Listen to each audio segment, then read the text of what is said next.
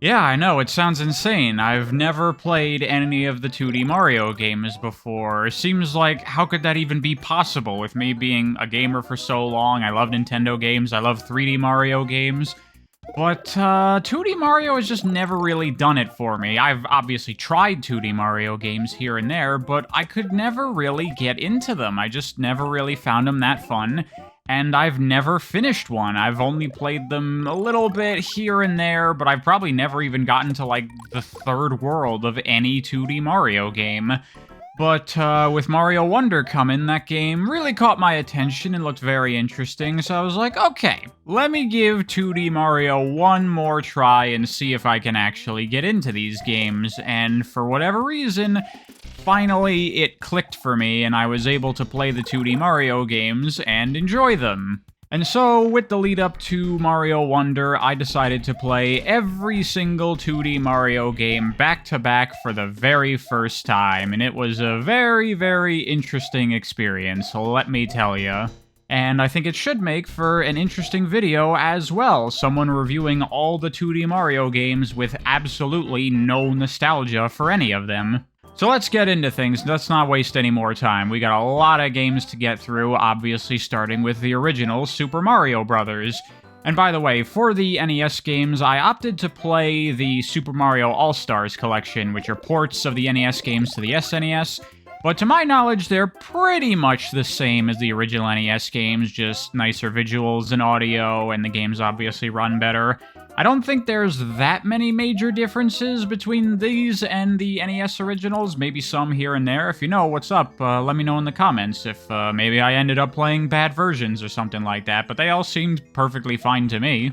Anyway, Super Mario Bros. Getting into the game now. I almost feel stupid talking about this game, similar to how when I recently reviewed Zelda 1 after playing it for the first time. I've had, like, some kind of fucking epiphany here, like an idiot, where I'm like, hey, this is a good video game. And it's like, yeah, obviously this is a good video game, but, you know, going into it, I would expect that, like, alright, well, yeah, I'm sure it's good, but it's very primitive and very simple and basic. I'm sure by today's standards of games, and even by the standards of later 2D Mario games, it's probably not really that great of a game or anything. You know, it was good for the time. But actually, no, I don't think that's the case at all. I think this game is just really, really good, standalone. In fact, I'd say it's a great game. This and Zelda 1 have been very nice reminders to me that, like, you know, we have all this modern gaming stuff, technical innovation, and you can do anything with games now, but at the end of the day, none of that really matters that much. What's more important than anything, what really makes a game, is just quality game design, because that's what Super Mario Bros. Has.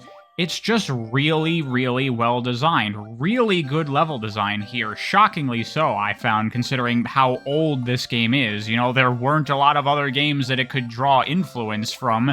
A lot of this was just them going for the very first time, making a game like this, and they did a really good job with it. Even by today's standards, these are just really well-designed levels. And the primitive nature of the game is something that I almost appreciate in a certain way, because it feels so, like, quaint, but also very focused and undiluted by the modern kind of way we look at and think about video games. Like, this game, it wasn't trying to be, you know, a Mario game. It wasn't trying to be, you know, a 2D platformer that follows these conventions of this or that. It's just a game, and the game is getting from the left side of the screen to the right side of the screen, and there's a bunch of obstacles in your way that you have to get past in order to accomplish that goal. And that's it. That's the game. There were no rules at this time established that they had to follow. They were just figuring it all out on their own, and you can really feel that when you play the game.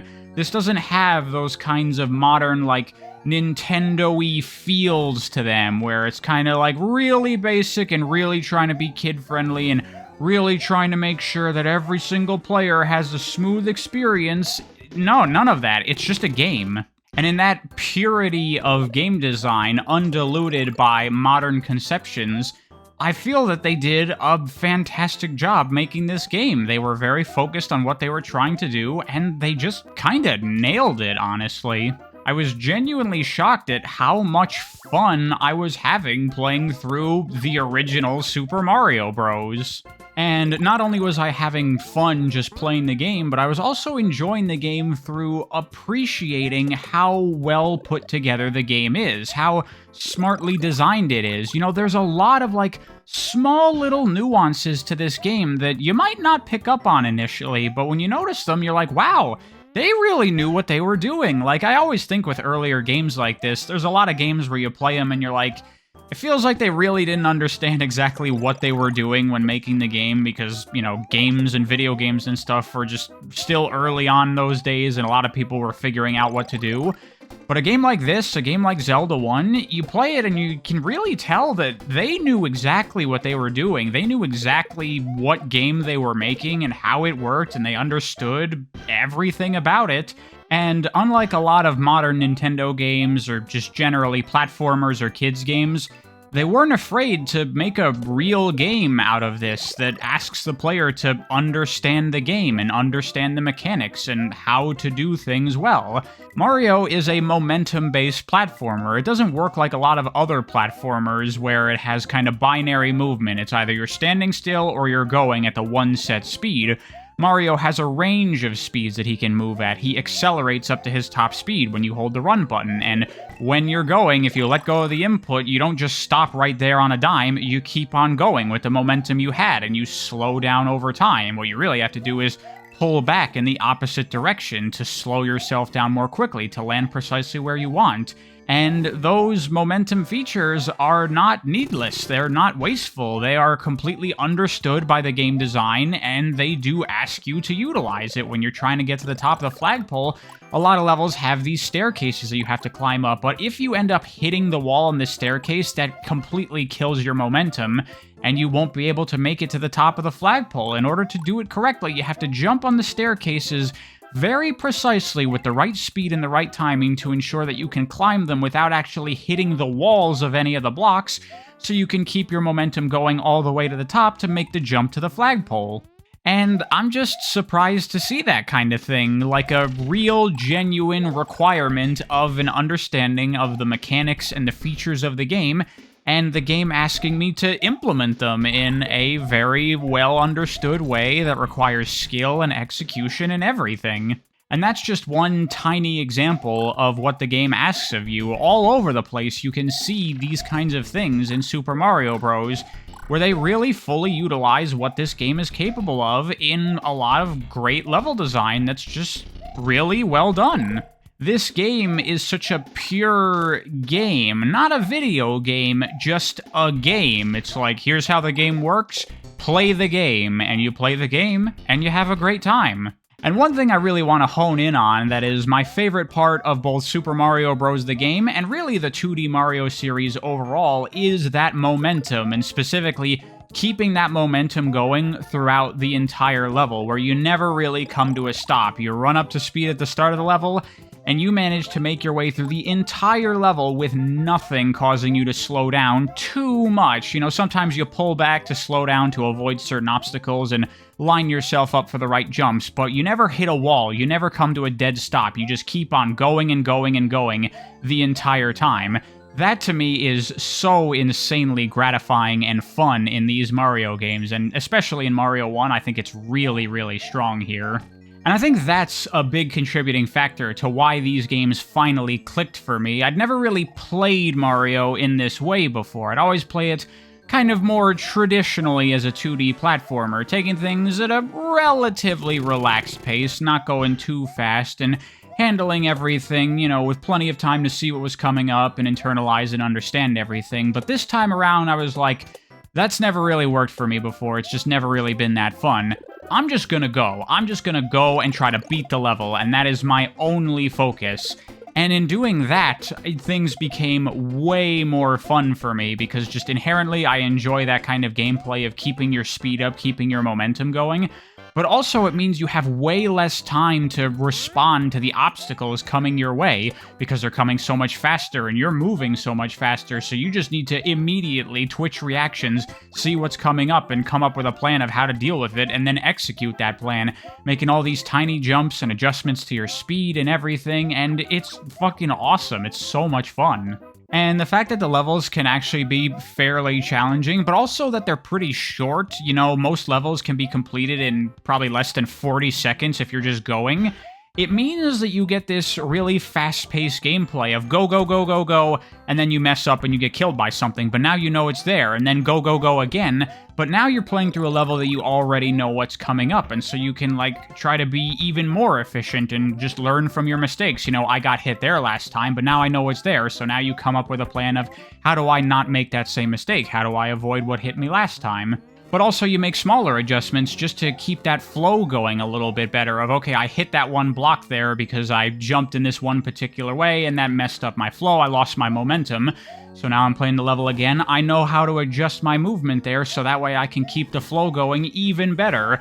And then you just get faster and faster as you learn them, but more importantly, you get smoother and smoother with less hiccups, less hits taken. You can eventually get to a point where you're just gliding through these levels effortlessly, and it looks so cool, and it plays so great. Like, what you're watching here is not me playing through the game all in one sequence.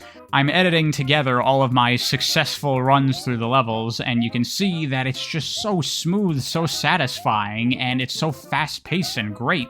I really found myself totally falling in love with the core gameplay of Mario 1 here. It was just so much fun to rush through these levels. And another thing I want to highlight that I think is easy to overlook because of how things are nowadays, but if you put yourself back in the shoes at the time, I actually think this game is really creative in a lot of great ways. Like, the enemies and the obstacles and the hazards in this game, they're all basic stuff to us now, but when you think about what existed previously in video games, and there was not much like this at the time, they had to come up with all of this on their own, and there's a lot of just, like, weird creative ideas, you know, the pipes and Koopas and turtles and, you know, all this stuff going on. But also from the game design perspective, all the little things, the enemies, the little fire spinny pole things, the mechanics of Koopa shells and being able to hit them, and then they bounce around, and you can get multiple enemies and stuff like that, and they can break blocks, and mushrooms that make you larger, which increases the size of your hitbox, but then you can't fit through small things. Like, all the little tiny stuff that they came up with for this game, it's all really smart when you think about it. For the game that they were making, lots of smart decisions about, okay, what are we going to add to this game to spice up the gameplay and make for some interesting level design opportunities and interesting moments for the player to figure out what they have to do. All the stuff they came up with, I think, is really, really good. You know, nowadays we think of these things as very vanilla and basic for Mario, but at the time, these were really creative ideas, and I want to give them credit for that. I also want to say that I really like how Bowser is handled in this game, because Mario 1 doesn't have boss fights. At the end of every castle level, you will have an encounter with Bowser, but he's just another obstacle for you to get past, and I actually think that works really well, and once again, they utilize that in a really good way, with every time you get to another castle level, the method of getting past Bowser is a little bit harder.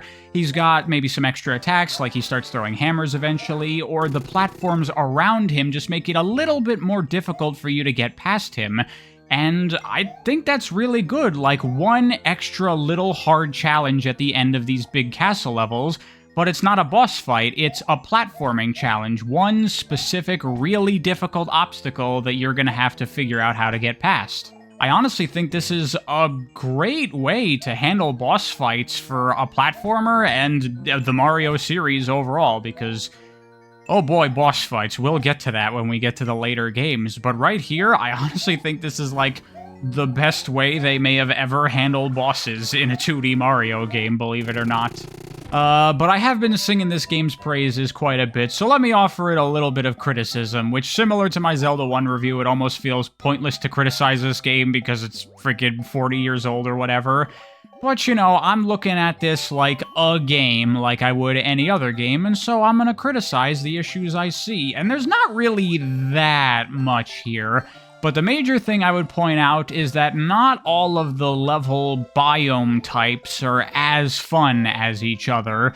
Particularly the water levels and the castle levels, I don't find to be as fun as the other types of levels. Water levels, it's pretty obvious why. They're slow and kind of boring and just not nearly as fun as the platforming and running and jumping you get in the main levels. And then the castle levels, they're fine, but my issue with them is that they don't allow for that same kind of flow you get through all the other level types, where you can keep your momentum going and just go, go, go the whole time. Because the castle levels are so rife with hazards and moving platforms, you have to do a lot of stopping to, like, see what's coming up and what you have to do in order to get to the end. And that prevents them from having that kind of fast flow that you get in the other level types. Also, those sections where you have to, you know, figure out which of the paths to take, those can be a little bit annoying because it's just tedious checking every single one. Usually it can be pretty obvious to figure out which is the correct one. It's usually the most difficult path to take is the correct one. But if you do mess up, then you just have to go through the whole sequence again, and that's a bit boring. And the fact that the castle levels are the most prevalent of the biome types, because every 4th level is a castle level, it always means that at the end of all the 3 fun levels that I got to do, there's always like an okay level to cap things off that's coming up that I'm like, alright, I'll do it.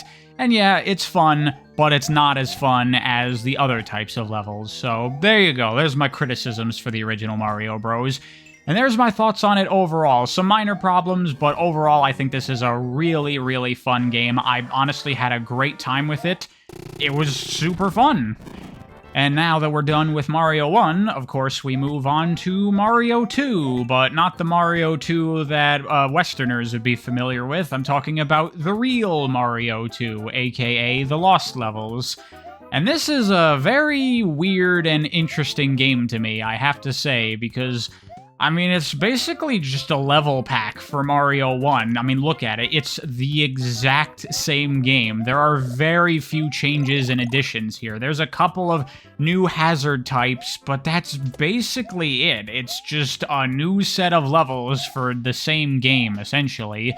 And so in a way, I don't even really think of Lost Levels as a sequel or another game to Mario 1.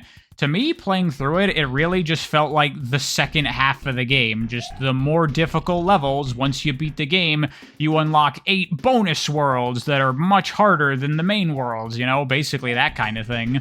Honestly, the biggest new thing that they add in Lost Levels is the ability to play as Luigi. In Mario 1, he was just player 2, and he played just like Mario.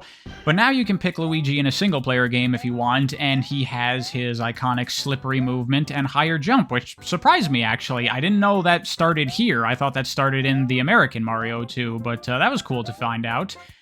But yeah, Lost Levels is just more Mario 1, which means that I like it, but of course we have to talk about the difficulty of Lost Levels, because this game is infamous for being super duper ultra hard, and I was a bit skeptical about that, because a lot of times when people, you know, a game has this reputation of, oh, that game is super hard, oftentimes when I come to the game, I'm like, it's really not as hard as people made it out to be, but I was pleasantly surprised. No, Lost Levels is a hard game, a very hard game, as a matter of fact.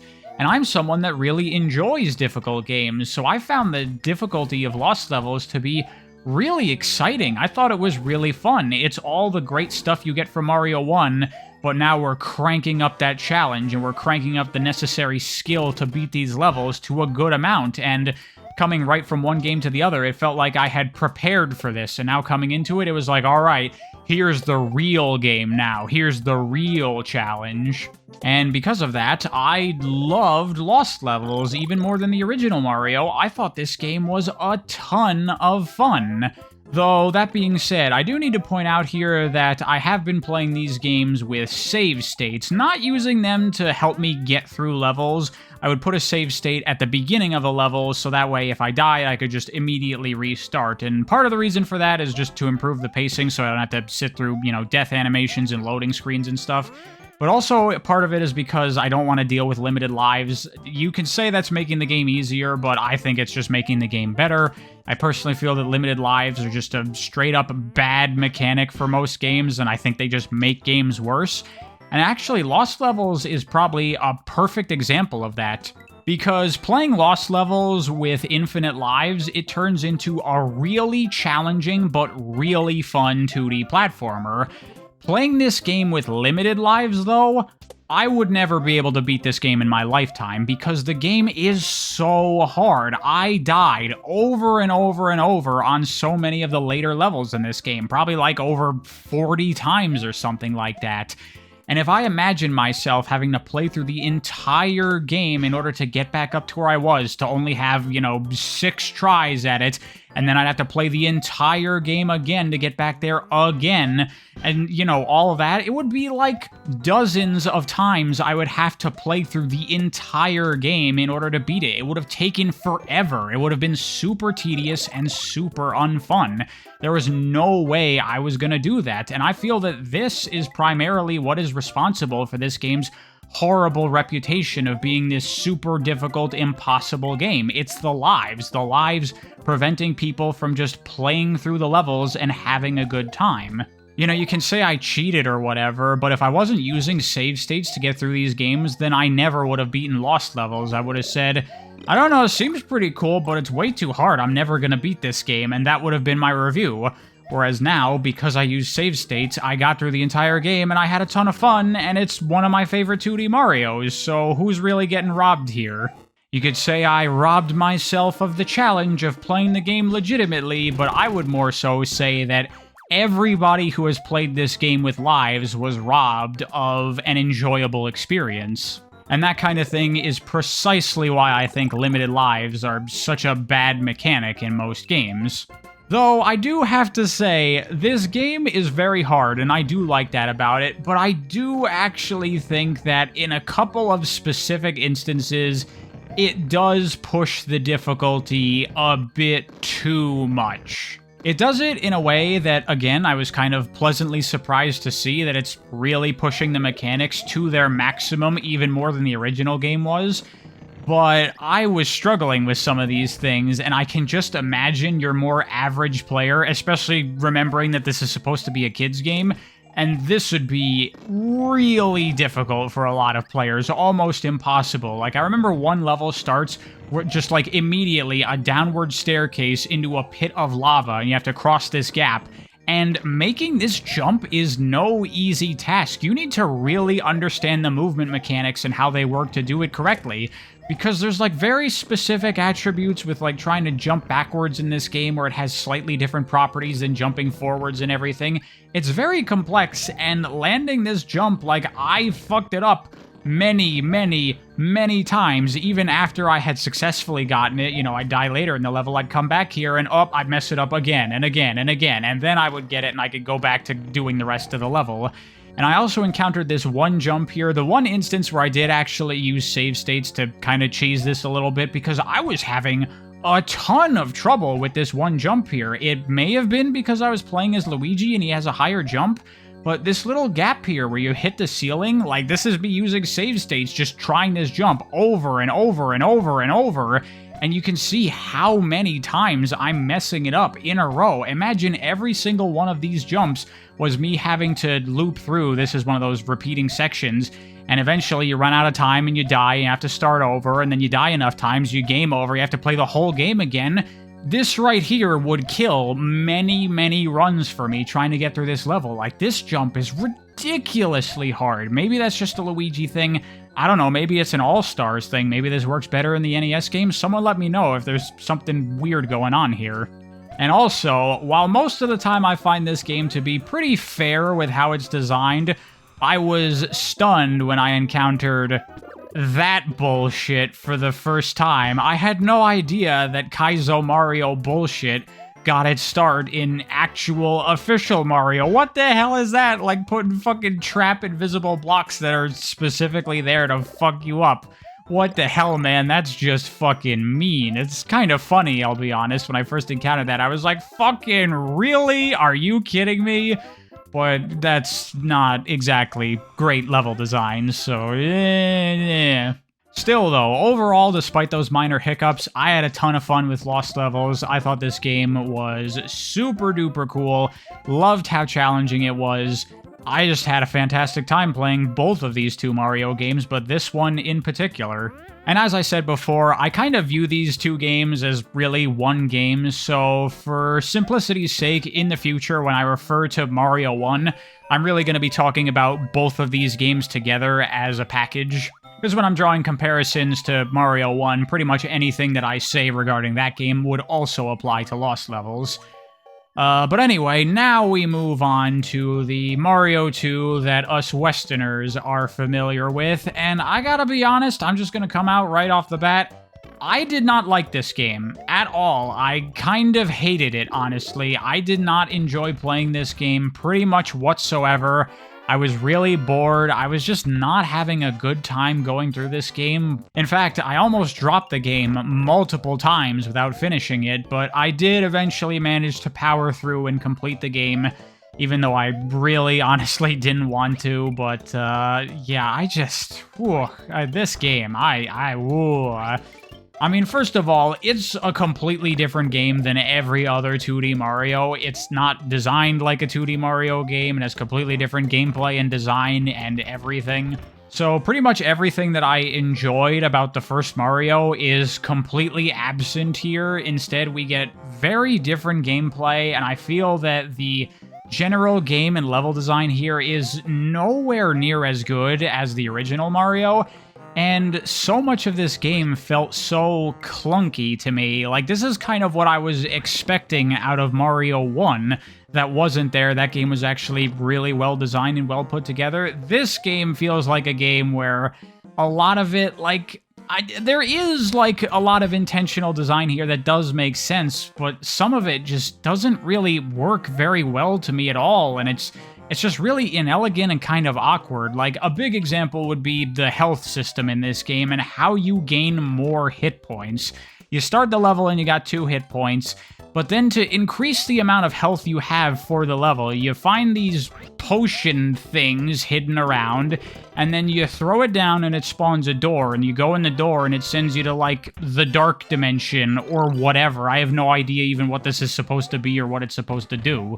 And when you're in the dark world, the screen cannot scroll. It's locked in place, and if you just so happen to put the potion in the correct location where a mushroom is, then you can grab the mushroom, and that will heal you and increase your maximum health for the current level. And, like, okay, that design kind of makes sense, sort of, but how am I supposed to figure out where these mushroom locations are? I don't know. There's really nothing to give you any kind of indication of where they might be. So a lot of times you just get the potion and immediately drop it down and go, is it here? And maybe it is, but sometimes it's not. And it's like, okay, well, where is it? So you take the potion somewhere, and you're like, is it here? And you go through and, oh, I guess it's not. Where is it? I don't know. Try again the next time you play through the game or play through the level or whatever. It's just a very awkward system that usually resulted in me feeling like I just wasted my time, which is obviously not good. And because of that feeling of time wasting, eventually I kind of just stopped caring about these things too much, and I wouldn't stop to look for potions in the first place. I would just go. And very quickly, I just stopped caring about a lot of stuff going on in this game. Like, there's a lot of side areas that you can go to in these levels that lead to stuff, but I just never really bothered. I just never really cared. I just wanted to complete the levels just to get it over with because I was so disinterested in not having a good time.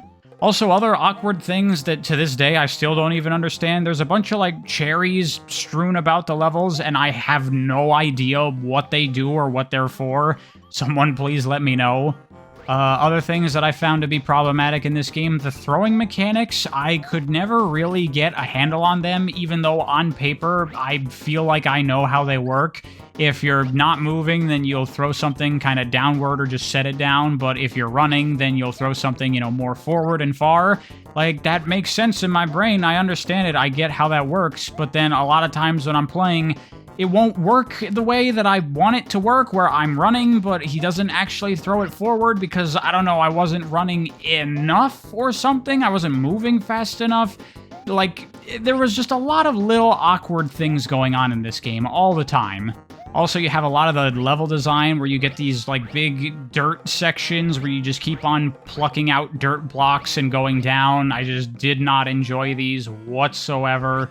At the end of most levels, you have that boss fight with Birdo, and Birdo is not a particularly fun enemy to fight. Like, it's kind of the same thing they did with Bowser in the first game, where, you know, you constantly have to refight Birdo in a different orientation that makes the fight slightly more difficult.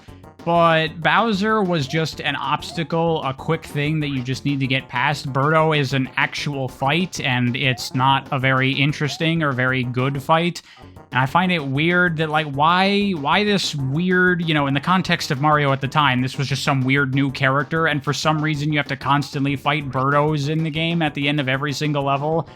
Why? I don't really understand it, and there's other weird mechanics here where, like, Birdo shoots an egg, and if it bounces off of a wall, it's still an active hitbox that can still hit you even when it's falling, which is, like, really? Are you kidding me? That's how that works? But really, for me, the most damning thing of all is that I just don't think the level design and the core gameplay here is even remotely as fun as an actual proper 2D Mario game. And I know a bunch of you in the comments have probably already typed about how this game is actually Doki Doki Panic, it's not really a Mario game, blah blah blah, we all know this. But actually, looking into the game a little bit more, I found that actually that's not 100% true. It's kind of the opposite case, really. Originally, this game was going to be a Mario game, and the Doki Doki Panic thing was a change to the game for, like, it was like a licensing thing. It was a tie-in to something in Japan. And so for the American release, they changed the game back to being a Mario game like it was originally supposed to be. So how about that? The trivia that everyone always parrots about this game not really being a Mario game, turns out it actually was supposed to be a Mario game. Just a very, very, very different Mario game for whatever reason. And it's a Mario game that I am never, ever going to play again. I don't want to dwell on this game too much. I didn't like it. I didn't think it was fun at all. I kind of hated it. Let's move on. And move on we are to Mario 3. Now this is what I'm talking about, back to a proper, true 2D Mario game. And I was aware that this game is generally, I believe, the favorite 2D Mario, and I can totally understand why, because a lot of this game is really just Mario 1 again, but bigger and better. More mechanics, more features, more elements. And yeah, it's really, really fun. It's got all the same things that made Mario 1 so good, but it's just got even more stuff to make it even better. We still got that momentum, you still get that satisfying feel of flowing through these levels in one clean sequence without ever having to stop. That's so good, and it's even better here thanks to, you know, things like slopes and various different other additions and mechanics to the game and the formula. This is just so good, and now we have the overworld and the ability to pick different levels and stuff, and that's all cool stuff. Adds some extra flair to the game, makes it feel more enjoyable, but I gotta say, this whole overworld thing, and also the ability to skip worlds with warp pipes and stuff, I've always found this to be a little bit weird in Mario games, because it's like, oh, some of the levels are optional, you don't have to play every single level. It's like, yeah, well, I don't have to play the game either. I'm playing the game because I want to play the game because it's fun. Why would I want to skip levels? The levels are the game. It's what makes playing it fun. Not really a criticism of these games or anything, just something I've always found to be a little bit weird. But yeah, Mario 3 overall, don't have that much to really say about how good this game is, other than, yeah, I totally see why everyone says this is their favorite Mario. It's just kind of bigger and better than the first one. However, when it comes to criticizing the game, I have quite a bit to say, actually, because I do not like this game as much as Mario 1. I do not think it's as good for a number of reasons. Let's start with the smallest problem and work our way up to the biggest problem. The smallest problem for me is that they have added boss fights now to Mario, which is understandable that you would want to do that, but Jesus Christ, if you're gonna add boss fights, can they please be not fucking atrocious? These bosses are so bad. First, you have the Boom Boom fights, who is a complete joke. You just jump on him 3 times, and once his invulnerability period ends, he's immediately vulnerable again, so you quickly realize that, and you just jump on him 3 times in quick succession, with him getting no opportunity to do anything, and pretty much every single one of these fights is exactly the same. That is beyond pathetic.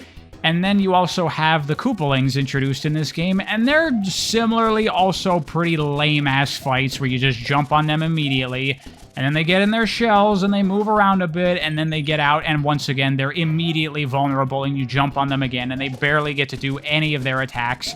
These boss fights just suck, dude. They're not game-ruining, they don't, like, annihilate the pacing or anything, because they're done in the blink of an eye, but it's like, wow, these are bad. This is why I say that the Bowser encounters in Mario 1 are actually better, because they work, and they are fun and well-designed. These are just atrocious. Next problem with this game that I encountered is gonna be probably a very controversial one. I want to talk about Mario power-ups a little bit, because I don't know how I feel about the way Mario does its power-ups. And Mario 3, I think, is when this really starts to become a problem. You know, you had the Fire Flower in Mario 1, and that was pretty useful for taking out enemies, and it also doubled as your hit points, and I thought that was a pretty good system that worked fairly well. But now in Mario 3, they've added a lot more power-ups to the game, and the big one, obviously, is the Tanuki power-ups that let you hover and also fly if you get a running start leading up to them. And that is certainly very, very cool and very, very useful, and they are fun to use. But at the same time, these power-ups make the game a lot easier, like a lot easier. So easy in some cases, to the point where I go, I don't know if these were really a great idea. Like, on paper, I understand the concept here that, you know, if you play well and you don't get hit, you can maintain this power-up, and that's your reward for playing well, and that lets you, you know, do all these crazy cool skips and stuff like that. But on the flip side of that, the thing about Mario, and really this is just games in general, is that the challenge is what produces the fun. The game having obstacles is what makes it a game to play to begin with. Because if there were no obstacles, if the level was just a flat plane that you just run across with no enemies and no challenge, and then you complete the level, that wouldn't be fun. What makes the game fun are the enemies, and the hazards, and the platforming, and the jumps you need to make, and the, you know, precision you need to not take damage and everything. Challenge is what produces fun in a game, and overcoming those challenges is the gameplay. And the ability to hover, and especially the ability to straight up fly with the Tanuki powers in this game, it circumvents a lot of the obstacles, and thus a lot of the challenge, and a lot of the game. A lot of the fun is circumvented with these power-ups. Your reward for playing well in this game is playing less of the game, and, in my opinion, having less fun. I mean, just look at something like this, where there's a level below me, I guess, but I don't know, I'm just flying up here way past all of it, completely ignoring all the level design, all the platforming, all the challenges, all the fun that this level has to offer. I don't care about any of that, I'm just gonna fly over all of it. And even the hovering power-up, it does enable you to do some cooler jumps that you wouldn't be able to normally, which I do like, but at the same time, a lot of the intended jumps that you're supposed to be aiming for don't matter as much. You don't need the same level of precision or skill. By using things like the Tanuki Leaf, you are leaving gameplay on the table and having a worse experience for yourself. Like, a lot of times while playing through this game, I was thinking, Man, I really don't want to be using this power-up. I actually felt bad for taking advantage of it because I felt I was robbing myself of the level design. And that wasn't a thing in Mario 1 because you didn't have such a ridiculously powerful movement ability. In that game, you had to do all of the platforming and you needed to play well, and it required understanding the mechanics and examining the level design and making the right choices and executing on them properly. And it was really, really fun, and I found myself doing that quite a bit less in Mario 3 because I didn't have to. I could just cheese out things with the Tanuki Leaf, and I just wasn't having as good of a time with this game as I was Mario 1 thanks to that. Now, of course, I could always put some, like, house rules on myself. Oh, just don't use the Tanuki power next time I play the game, and sure, I could do something like that. But it shouldn't be on me. It shouldn't be on the player to make the game more fun. The game should just be more fun by its very design. But the paradox of Mario 3 is that engaging with the game's design means ignoring a lot of the game's design. You see how that doesn't really make a whole lot of sense? It just doesn't work for me nearly as well. I still found the game to be enjoyable, but honestly, I think it would be even more enjoyable if these Tanuki power-ups weren't in the game. You know, I talked about cheating during lost levels with save states, but honestly, the Tanuki power-ups feel way, way more like cheating than save states ever did. So yeah, not a fan of that. And then thirdly, my final big complaint with Mario 3 is, oh my god, the auto-scrollers. There are so many auto-scrollers in this game, and honestly, that alone kinda kills this game for me in a certain way. Like, it feels like every third level in this game is an auto-scroller, and I just hate auto-scrollers, man, because 99% of games, auto-scrollers are boring as fuck because they're designed way too easy and way too slow-paced. And these auto-scrollers absolutely fall into that category. Really, all these end up doing most of the time is you play the game for 1 second and then you stand still for 5 seconds waiting for the rest of the level to appear in front of you so you can play the game for another 1 second so you can go back to waiting for another 5 seconds. It's goddamn boring, it feels like a waste of my time, it's not fun, and there being so many of them in this game, it annihilates the pacing. Especially in a Mario game where, for me, the most fun aspect to it is that momentum, is keeping up that flow, going through these levels in one clean sequence. That is entirely impossible with auto-scrollers, because most of the time you're standing around doing nothing. They are so agonizingly, painfully boring, and there's so many of them in this game. Every goddamn airship level is an auto-scroller, and then there are many other auto-scrollers mixed in as well. And there are different kinds of auto-scrollers, where it's not maybe technically an auto-scroller, but really it's an auto-scroller, where you have to just stay on a platform as it slowly moves its way forward, and it just sucks, man. The fun of Mario 1 was that go, go, go, and quickly deal with every obstacle that comes your way. And you get that in Mario 3, and it's really good, but there's so much of this there too, and it is agonizing. So, in conclusion, I would say that I am not with the general consensus here that Mario 3 is the best of the original Mario games. I don't think so at all. I do like the game, I do enjoy it, I do think it's a fun game, but I definitely prefer Mario 1 and the Lost Levels much more than this game because it just doesn't have all of the major flaws that drag this game down. This game, for me, bizarrely, improves the Mario formula, but at the same time, it also makes the Mario formula substantially worse. And overall, I do think it ends up being a weaker game because of that.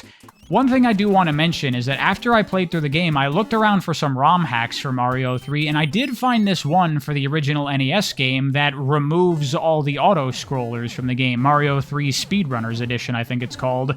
And honestly, that alone would fix a lot of my problems with Mario 3.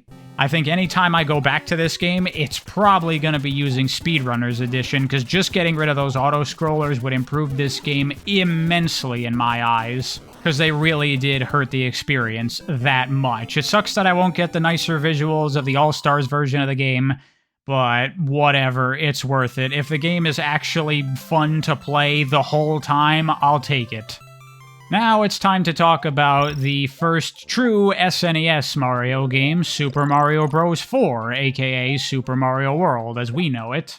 And by the way, I'm using a ROM hack here to play the game in widescreen, which is really cool that you can even do that. And to be honest, I'm not happy to say this, but for me, this game kind of continues the downward trend of the main Mario games from 1 to 3 to now World. I think this game is worse than the previous one, and I think it introduces even more problems and even more things that I don't like as much as previous games. Though, again, I do want to say I do like this game and I do think it is fun, but once again, I don't think it's as fun as Mario 1. I don't even think it's as fun as Mario 3. And the biggest reason for that comes actually in the form of the core gameplay and level design of Mario World. Not that it's bad, it's perfectly good, however, it's very different than previous Mario games. For one, I don't know, maybe this is just me, but it feels like they've slowed the game down a little bit. It feels like your movement speed is nowhere near as fast as it was in Mario 1 or Mario 3. And honestly, for me, that's a big problem in and of itself, because as I've been going on and on about, I love that momentum, that flow running through these levels in one clean sequence, and a big part that makes that so much fun is how fast you go in the earlier Mario games, and by slowing Mario down, it just makes that core gameplay less enjoyable to me.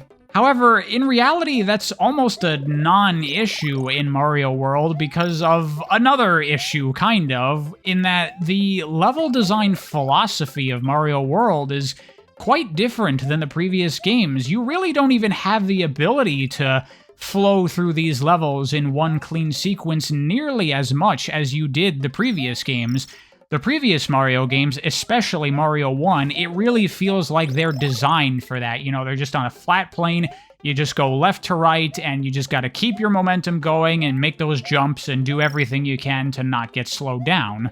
And Mario 3 kept that when it wasn't busy being a boring-ass auto-scroller, but Mario World, its levels, there are a number of levels that do still maintain that kind of design, but there's also a lot of levels here which are very, very different, where it feels more like kind of a general 2D platformer, where it's more like, here is the platforming sequence that you have to do, and you have to make all these jumps to get to the end of the platforming sequence. Like the castle levels, I think, are a very good example of that. Their design is very, very different than a lot of the other level types in this game, where they're much more vertical, they use a lot of these grates that you have to climb around on, and it just doesn't have that same opportunity to blast through the levels. You also have things like the Boo houses, which totally lack that kind of flow at all, because they're a little bit more puzzly, they're more about figuring out how to find where the exit is. There's the use of, like, P-switches and things like that that open up different areas, so you have to, like, backtrack around and do all these different things. There's underwater sequences where you have, like, these tunnels that you need to go through to avoid all the obstacles and stuff. You know, there's a lot of stuff here that it's just not the kind of thing that they did in the previous 2D Mario games, and it completely lacks that feeling of just go, go, go that you got before. And instead it's more like, yep, it's a platforming game, and here are the challenges, and you gotta complete the challenges to beat the game. And as a general platformer, it is good, it's well designed, and it is fun. But for a 2D Mario game, I just find this to be dramatically less fun compared to the previous games of that constant speed, constant momentum, going really fast all the time. And another thing that makes Mario World considerably less fun than the previous 2D Mario games is that the issue of easiness through power-ups of Mario 3 is so much worse in this game than it ever was in that game. Because I thought the Tanuki power-ups were overpowered, but the cape just completely annihilates that, because you get all the same abilities of the Tanuki powers, but now you can do this crazy fucked up thing where you can, like, glide using the cape and maintain your height. You can actually ascend while doing this, flying through the level at insane speed, and it's just like, okay, let's just say goodbye completely to gameplay or level design or anything. I mean, just look at this. Look at what I'm doing. I just completed the level, and I didn't do fucking anything. I just flew over the entire thing. What the fuck, dude? This is not okay. Now, I will say they do actually utilize this crazy movement in some interesting platforming challenges for some extra side areas and stuff, and that is pretty cool. But the way this impacts the core gameplay and the design, oh my god, it's so broken. And then, if that wasn't enough, they've also added the ability to stock up on one additional power-up that you can hold on to, so when you take a hit, that power-up can be deployed and you can pick it up to regain your health and get a power-up back. A cool idea on paper, but in practice, I think it just makes the game way too easy, because now there's dramatically less consequences for taking hits because you don't lose your power-ups, you just get another power-up. I was pretty much always powered up playing through this game. Like, if you look at my footage playing through Mario 1 and especially Lost levels, I'm in the base form most of the time because the game is challenging and I'm taking hits fairly regularly. Whereas in this game, I am fully kitted out almost constantly because the game just in general is easier. And then this power-up storage ability makes the game even more forgiving and even easier. And then, if that wasn't even enough, you also have Yoshi on top of that, which is another tier of power-up. In addition to whatever power-up you have, be it Cape or Fire Flower, you can also have Yoshi along with that, giving you an additional hit point to protect you from even losing your power-up. And when you take a hit with Yoshi, you just get knocked off of him and he starts running around, and if you can get back on him, you get that hit point back. So you can just have infinite health as long as you can manage to recollect Yoshi. It is ridiculous. So the end result of all of this is you have these unbelievably overpowered abilities with the cape, and you have these tools that enable you to just keep these power-ups almost perpetually. It was so rare that I was not running around with some degree of power-up, be it Cape or Fire Flower, Yoshi. All the time, I had something to make the game so much easier than it normally would be. Like, I criticize Mario 3 for the Tanuki power-ups making the game too easy, but Mario World, with all of this, it doesn't make the game too easy, it makes the game a joke. I never would have expected it, but the goddamn 2D Mario series is suffering from power creep, and we're only like 3 or 4 games in, depending on how you count it. I'll be honest, this experience playing these original 2D Marios for the first time has been quite a roller coaster for me, because I was really pleasantly surprised to see how much I enjoyed the first game, and then with every game, it's just kind of gotten worse and worse for me. But again, I do want to reiterate, I still like Mario 3 and Mario World. I do think they are very fun. I'm just disappointed to see such immaculate design falter to kind of all these issues. So the core original Super Mario Bros. Series, I would say, is some pretty good games. Some of those games are truly great, in my opinion. But unfortunately, I wouldn't say that all of those games are great. They're not as great as I wish they were. People will probably disagree with me on that, but that is how I feel. By the way, I'm not going to be talking about Yoshi's Island in this video, because I know technically that's Mario World 2 or whatever, but, you know, it's a completely different style of game. It's doing its own thing, and this video is long enough as it is just covering the core Super Mario Bros. Series. I'm not going to cover any of, like, the side kind of Mario games, like Wario Land or Donkey Kong Country. I'll probably talk about those another time. What I will talk about, however, before we move on to the new Super Mario Bros. Games, is the Mario Land games, the 2D Marios for the Game Boy. Once again, I'm playing ROM hacks of both of these games that turn them into Game Boy Color games, which is pretty cool, and they also add Luigi as a playable character, with his height and jump and everything. And I figured Mario Land 1, you save in Daisy, you gotta play as Luigi, that just fits, am I right? And, Mario Land. Mario Land is something. It's basically just Mario 1, but way, way, way worse. And it's not just because of the greater technical limitations that come from this being a Game Boy game. The game is just not as good. Particularly, the physics are really bad. Like, there is not proper Mario momentum here at all. You gotta really play this game for yourself to understand the controls are very wonky and very difficult to get used to, and it never really feels good. And the level design of the game, it's okay, I guess. It's fine enough, but I would never really say it's particularly amazing. I could understand back at the time when you had a Game Boy, it might be cool to play a 2D Mario on the go, but these days, I don't think this game is really good enough to be worth your time. It's not an awful game, it's not a horrible game, but it's not a great game, and it's not a very good game either. It's just an inferior version. It's Mario Bros. At home. We have Mario at home, and this is it. Now, Mario Land 2, significantly better, big step up. I mean, you can just look at the game visually, and you can already tell, yeah, this is much nicer than the first game, obviously. But still, at the end of the day, I wouldn't say this game is particularly amazing. It's an alright game, it's fairly fun, but nowhere near as good as the main Mario games. Even Mario World, with me not liking that game as much, it still towers over Mario Land 2. This game is completely lacking the flow and momentum and the speed of the main Mario games, and the level design here is very, very different. It's really doing its own thing, and it's alright.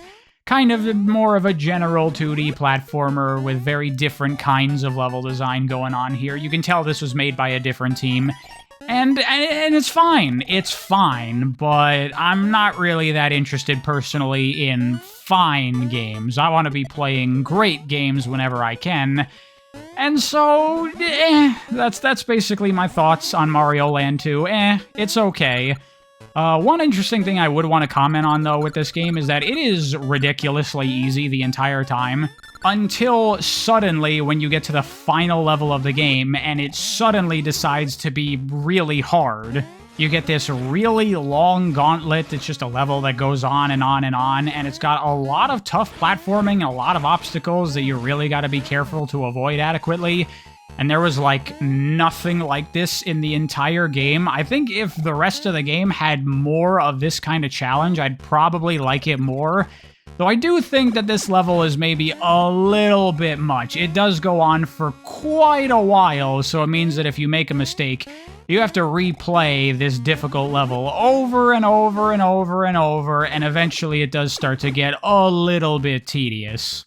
And that's really all I have to say about the Mario Land games. I'm not going to spend too much time on them. They're interesting little things, and I think the second one is a pretty alright game, but I would personally say that they're not really essential games to play. You can pass on them, and you're perfectly fine. You're not really missing out on anything. Now we jump forward quite a bit, many, many years, as with the advent of 3D gaming, 2D games kind of just went away for a while, and then eventually people were like, oh yeah, 2D video games, those are still good and fun and worth making. We should start making those again. And so we got the return of 2D Mario in the form of the new Super Mario Bros. Games, beginning with the original New Super Mario Bros. On DS. And this was very interesting to me going into these games because these games have a very infamous reputation amongst Mario fans as being fine. They're good games for sure, but they are very uncreative, and a lot of people find them to be quite boring. So going into them, I was like, okay, well, I don't have any nostalgia, I don't have any particular love for these games. Maybe people thought that the original games, you know, they had a connection to them from their childhood and they were putting them up on a pedestal and thinking better of them. So I'm going to try to be open-minded going into these new Super Mario Bros. Games and just look at them as games and Mario games like I did all the previous ones. And upon doing that, yeah, everything everyone said is completely true.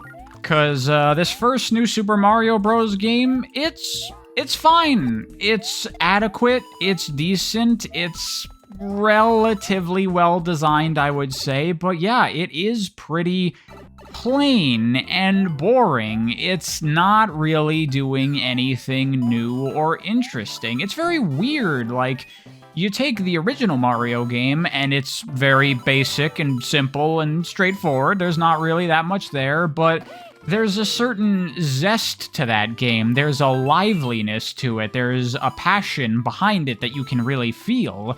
Whereas New Super Mario Bros., it feels like it's so by the numbers, just, you know, following the playbook to a T and not really doing anything new. Ironically, despite the name of the series, the new Super Mario Bros. Games are not new at all. They're just rehashing the previous games. And sure, they have, you know, new gimmicks and new power-ups and enemy types and whatever, but the core of the game, the design, the overall feel, the flow, everything, it's all very plain, safe, standard, not anything new or different or creative or anything.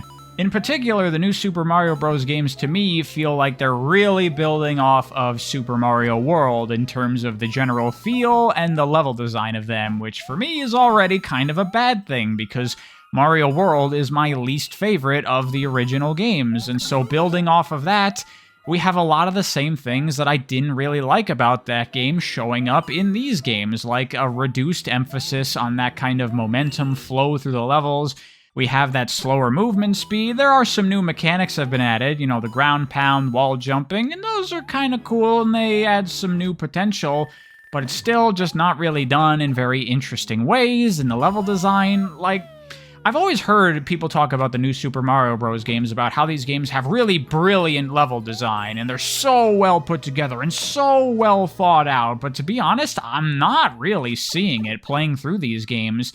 Like, it's all so basic and bare bones. Like, it's quote-unquote good. Like, it can sometimes be pretty clever in the way that they arrange the different elements, where they introduce, oh, this type of platform that works in this kind of interesting way, but then you have to do this while you're on this platform, and then we throw this in, and we, you know, twist it up, and all this stuff, and like, yeah, so they're taking all these different elements and they're arranging them in all these different clever ways, but at what point is this supposed to be fun? Because honestly, I really don't think it is that fun in most cases. These games can have all of the clever level design in the world, introducing all these new little bits and bobs and toying around with them in all these different creative ways. But at the end of the day, what I'm actually doing as a player is woefully basic in almost all cases. And this style of level design, it started a little bit in Mario World, but it really started to become a big prevalent focus in these new Super Mario Bros. Games. I really do not like it nearly as much as the first couple of games. It's very, like, gimmick-oriented, where every single level is gonna have its thing that the level is built around. Oh, this level is built around these bouncy platforms. This one is built around these swinging things. This one is built around this special type of moving platform, which is really just another type of auto-scroller, because this game also has a number of auto-scrollers which are still boring. This level is built around these mushrooms that move around. This level is built around this. This level is built around that. Blah, blah, blah, over and over, every single level. It's all gimmicks. It's always, we're trying to focus on this one particular thing and make some clever level built around it. And I just don't think it really is that interesting or fun compared to like Mario 1, Lost Levels, Mario 3, where they didn't do this. They just had mechanics and, obstacles and enemies, and they just made different level layouts that were good and fun and straightforward, and you just played through the levels, and I thought that was so vastly superior to this gimmick-oriented design. I don't know, maybe I'm a bit too much of a purist after enjoying Mario 1 so much, but I'm not really interested in avoiding these spiky pillars as they come out of the walls or whatever. I just want to run and jump my way through an obstacle course, and these games just aren't really doing that for me. Instead, what they are doing, I just don't find interesting at all. On top of that, New Super Mario Bros. Takes one of Mario World's biggest problems and makes it even worse for me, which is that this game is comically easy, even more so than Mario World was. Which, how do you even do that with how ridiculously easy that game was? But just in general, the level design here never really gets very challenging, and the power-up storage system in this game has been altered to make it even easier than it was before.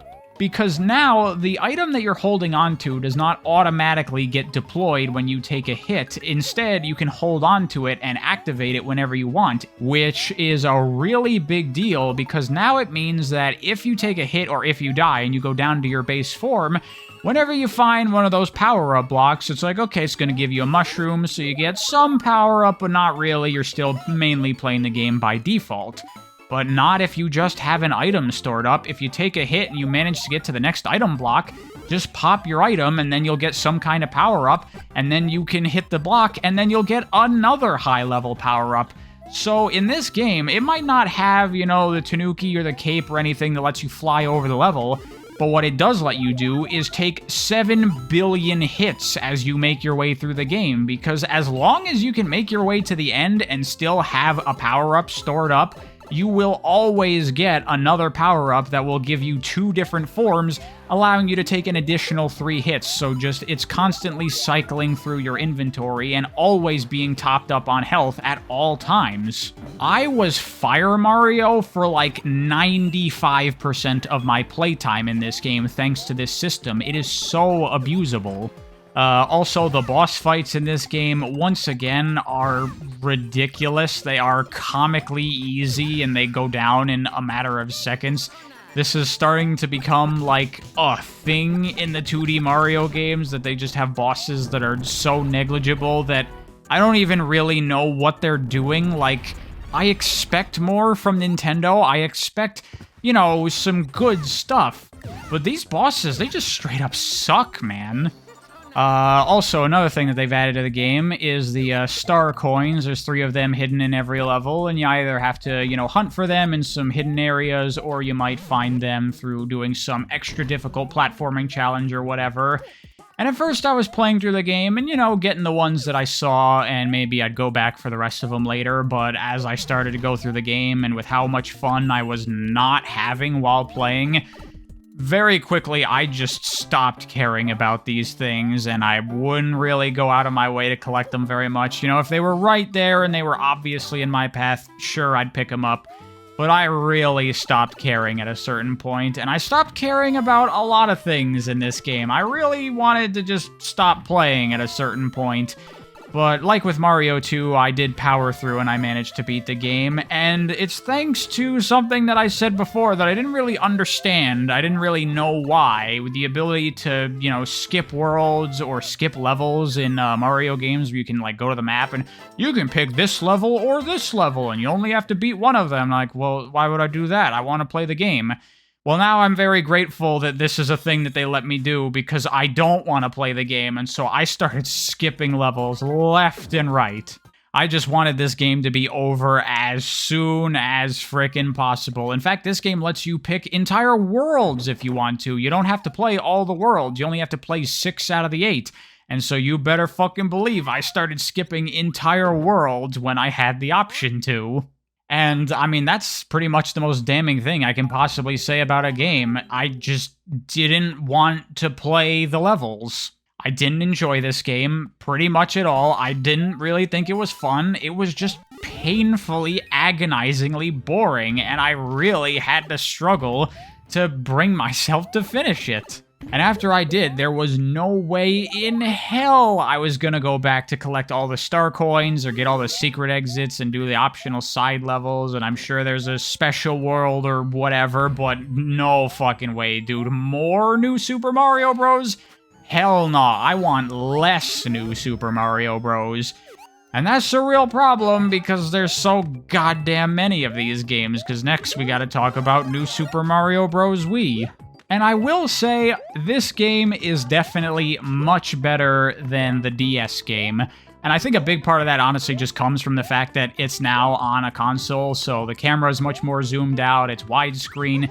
You just get a lot more field of vision to see everything that's going on, and it just feels better thanks to it being on more powerful hardware. It looks better, it sounds better. So it is just a better game overall, but honestly, it's really the same fucking game again. You know, it's a little bit different. It's got some different level gimmicks and some different obstacles and enemy types and stuff. But overall, the general design of the game is almost identical. The same exact gimmick-oriented level design, the same exact really boring just premise and lack of creativity and interesting ideas. The same exact fucking story. I mean, I haven't talked about story in any of these Mario games because who fucking cares? They're all go save Princess Peach.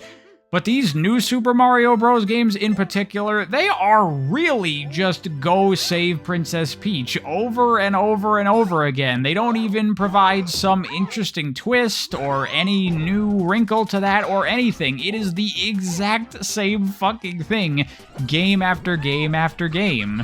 I mean, hell, even the world themes are exactly the same in all of these new Super Mario Bros. Games. It's like Grass World, Desert World, and then usually you get a choice between like Ice World and Beach World, I think.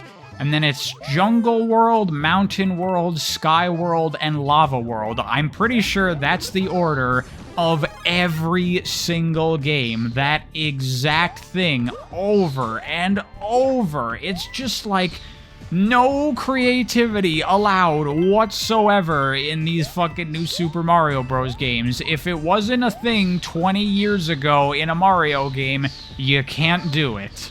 And speaking of that, the Koopalings are back once again as boss fights, and once again, they are fucking terrible. They are shockingly terrible. It's the exact same thing. You jump on them, they go in their shell, they go back and forth a little bit, and then you jump on them again immediately before they have the chance to do anything.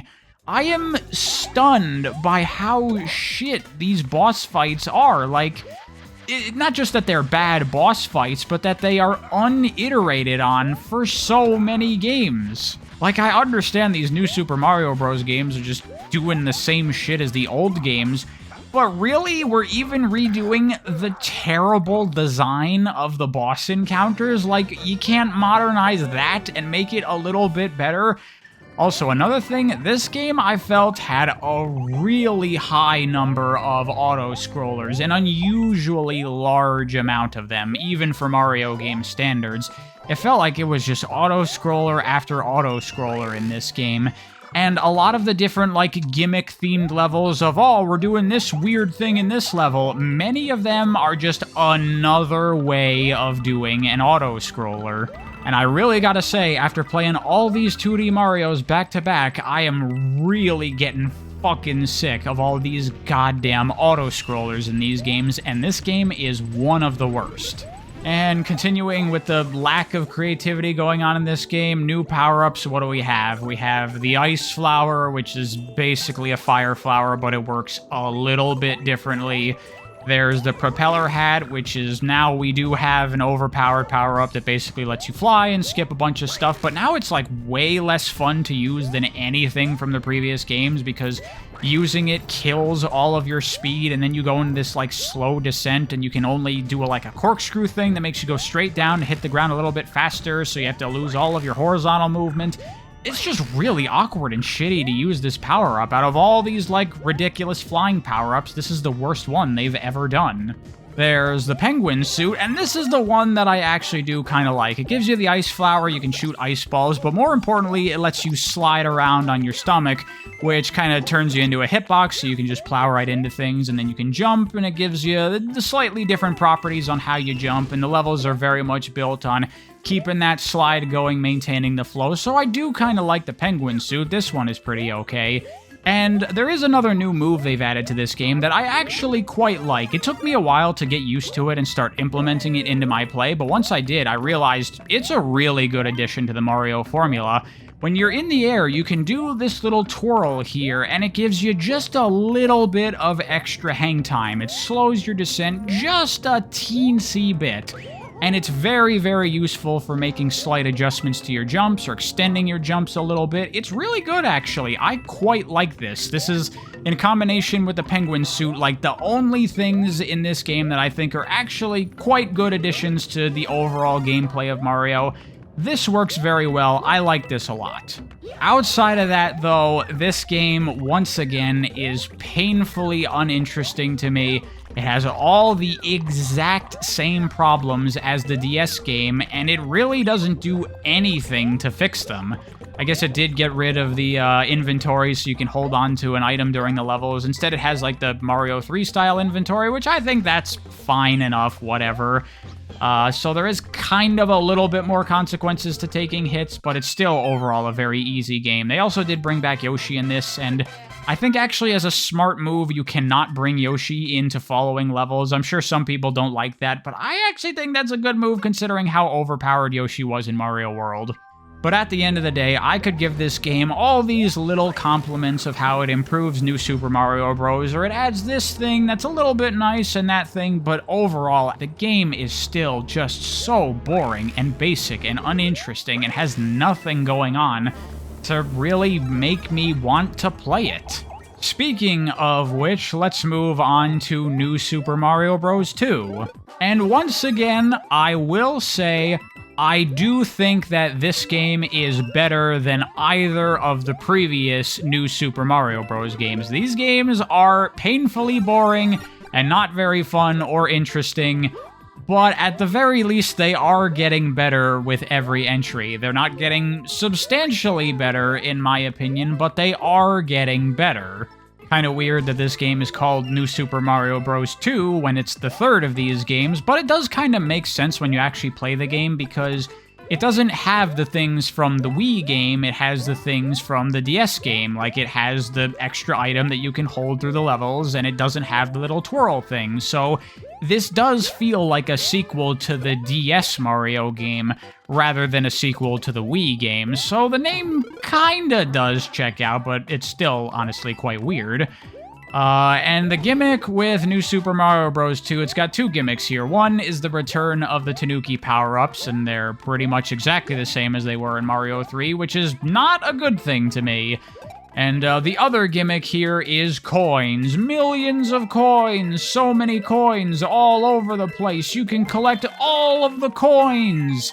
And it doesn't mean anything. This is the weakest gimmick I've ever fucking seen in my life. It just adds more to that lack of creativity with the Mario games, where it's like, okay, well, we can't do anything new or creative or innovative, but we gotta give this game a gimmick, so coins, I guess? And they don't even do anything with it. Like, this game doesn't use coins in new ways or have new interesting mechanics for coins or anything. Coins are used in the exact same way they are in every other game. You get 100 of them and you get an extra life. There's just a lot of new ways to collect coins, and there's tons of coins spread throughout the levels. And yeah, you get a tally that totals up your coins, and eventually you can unlock some worthless cosmetic crap, but that's it. Like, if you're gonna make a game built around coins, add a shop, add some way to, like, make your coins valuable, add ways to, like, coin blockers that you're gonna need this many coins to continue to progress through the game. Do something, do anything. No, they don't do anything interesting. They just spread 1 million coins throughout the game and say, get them because. And outside of that, it's just a normal-ass 2D New Super Mario Bros. Game, exactly like all the other ones. So that is an unbelievably pathetic gimmick. So why do I say this is the best of the New Super Mario Bros. Games so far? Well, I just think that the level design here is a little bit better than the other games. It's still mostly the same type of level design. It's just a little bit better, in my opinion. Just more interesting, fun platforming and gimmicks, and less emphasis on auto-scrollers, so I still didn't really have a lot of fun with this game at all, I would say, but I had less of a boring, miserable time than I did with the previous games.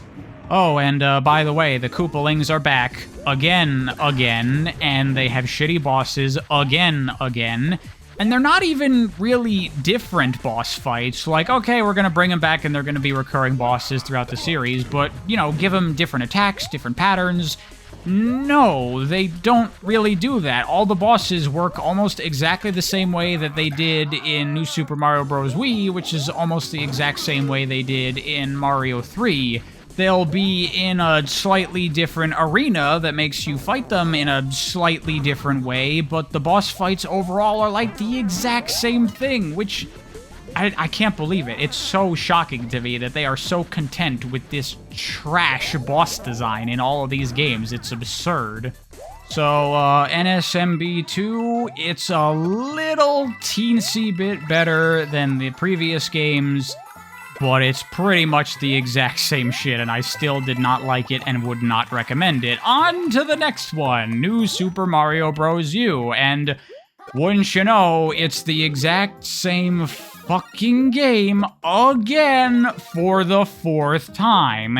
And this one feels like a sequel to Wii, where you can't hold on to an item in the levels, but you have the little twirl thing, and it's the same game. Again, I can't believe it. It's the exact same fucking game. It's got the fucking Koopalings. Again. And their shitty fights. Again. And you gotta fucking save Peach. Again. And it's all the same level themes. Again. Seriously, what was going on with the Mario series at this time where there was some kind of mandate going on that Mario is not allowed to be creative or interesting or do new things whatsoever? It was just recycle the same shit from 30 years ago a million times over. It wasn't just even in the 2D games. It was in the 3D games as well. 3D Land and 3D World. I like those games mainly because they're, 3D games and I just inherently enjoy 3D platformers more than 2D ones. But they're very much like these new Super Mario Bros. Games. They follow the design philosophy of 2D Mario games much more than 3D ones. And they have the same boring, dull, it's the same fucking shit from all the previous games over and over and over again. No creative, new, interesting ideas. We have the Koopalings. It's got a grass world and a desert world. It's... what? Why? Why did they determine that this is what Mario needs to be for this window of time? I'm so fucking glad we're done with this, because oh my god, I cannot fucking stand it. Like, how does this game differentiate itself from the other new Super Mario Bros. Games, and Mario Wii in particular? Well, they've added Boom Boom to the game, and he works basically exactly how he did in Mario 3. You jump on him, and then the moment that he's vulnerable, you jump on him again, and you kill him in 10 seconds. I'm stunned by how shit this design is, and how they allow it to keep being so shit. What is going on, Nintendo? This is so bizarre to me. And I understand how this ended up happening, because if you look at the sales of New Super Mario Bros., the first game sold like fucking 30 million copies or something like that, and then I think Wii sold like 10 million or something. Like, these games sold insanely well. And so I imagine after that, Nintendo was like, that's it, we've struck gold. This is how you make Mario. You just make it really boring and uninteresting, and you just do the same thing a million times over. That was the winning formula that got us those 30 million sales for the DS game. Just keep doing that over and over again. Do it with our 3D games too. Don't do anything creative and new and interesting because those games don't sell as well. Play it safe, be very bland and very vanilla. That's the way to true success. And I don't know, maybe it got them a lot of sales, but holy shit, these games are so boring. And you want to know what the most fucked up part about this game is? This one in particular, more so than the other new Super Mario Bros. Games, I have a bone to pick with this game in particular because I like it. I really like this game. I had a ton of fun playing this game. And that's not okay. This is a new Super Mario Bros. Game. What the fuck? These games are supposed to be boring and shitty and uncreative. So why did I have not just a good time while playing this game, a great time while playing this game? How is that even possible after playing the 3 previous games in a row, being bored out of my mind? Well, it's all in the level design. It's all in the level design because New Super Mario Bros. U, it does something that none of the other ones do that is a game changer for me. It changes the level design philosophy of 2D Mario away from the Mario World style of level design and more towards the level design philosophy of Mario 1 and Mario 3.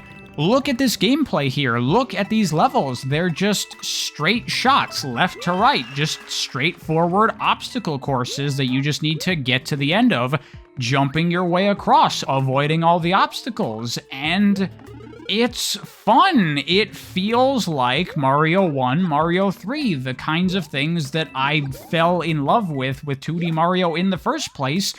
This game has it that so many games, including Mario World, have been lacking for me. It also feels like this game has turned up the movement speed to be closer to the first couple of games. You really do feel a lot faster in this game, which makes it a lot more fun for me. And like the new power-up in this game, the squirrel suit, boring and uncreative, absolutely. But this is by far my favorite of the hovering power-ups that they've ever done in a 2D Mario game, because unlike all the other ones, this allows you to maintain your full movement speed in a way that the other ones don't let you to. So you can keep up that speed, that pace, that momentum. You can make these big jumps and then glide. And yeah, it's very cheap, it lets you skip a bunch of stuff, but it still kind of feels fun because you still get to make those difficult jumps, very precisely landing on something, but they're much longer jumps now. It opens up new opportunities that they existed with previous flying power-ups, but before it was just too easy, too slow-paced, too uninteresting. Here, it feels more in line with just general platforming, because I'm moving at the same speed, and I still want to try to maintain that flow.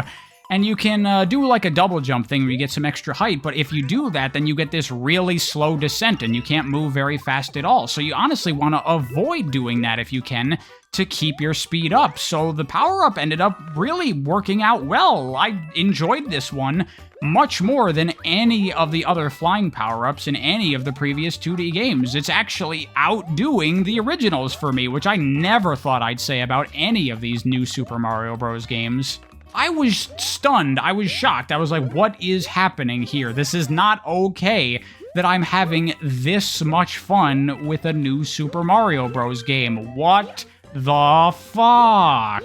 And yeah, it did still have a number of things that I wasn't too keen on. It still has a number of auto-scrolling levels that are boring. It still has the terrible boss fights with the Koopalings that are shockingly bad.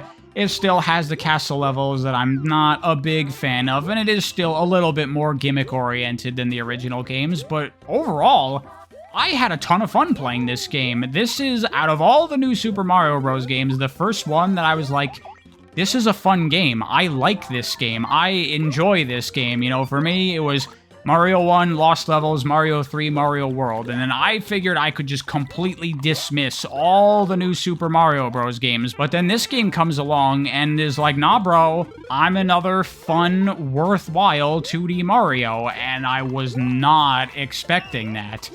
And I guess it kind of ends up working out pretty okay, considering these 4 games are like the same fucking game over and over again. You only really need to play one of them to get the full experience that these games offer, and if it's gonna be one, it must be New Super Mario Bros. U, because this one is actually fun.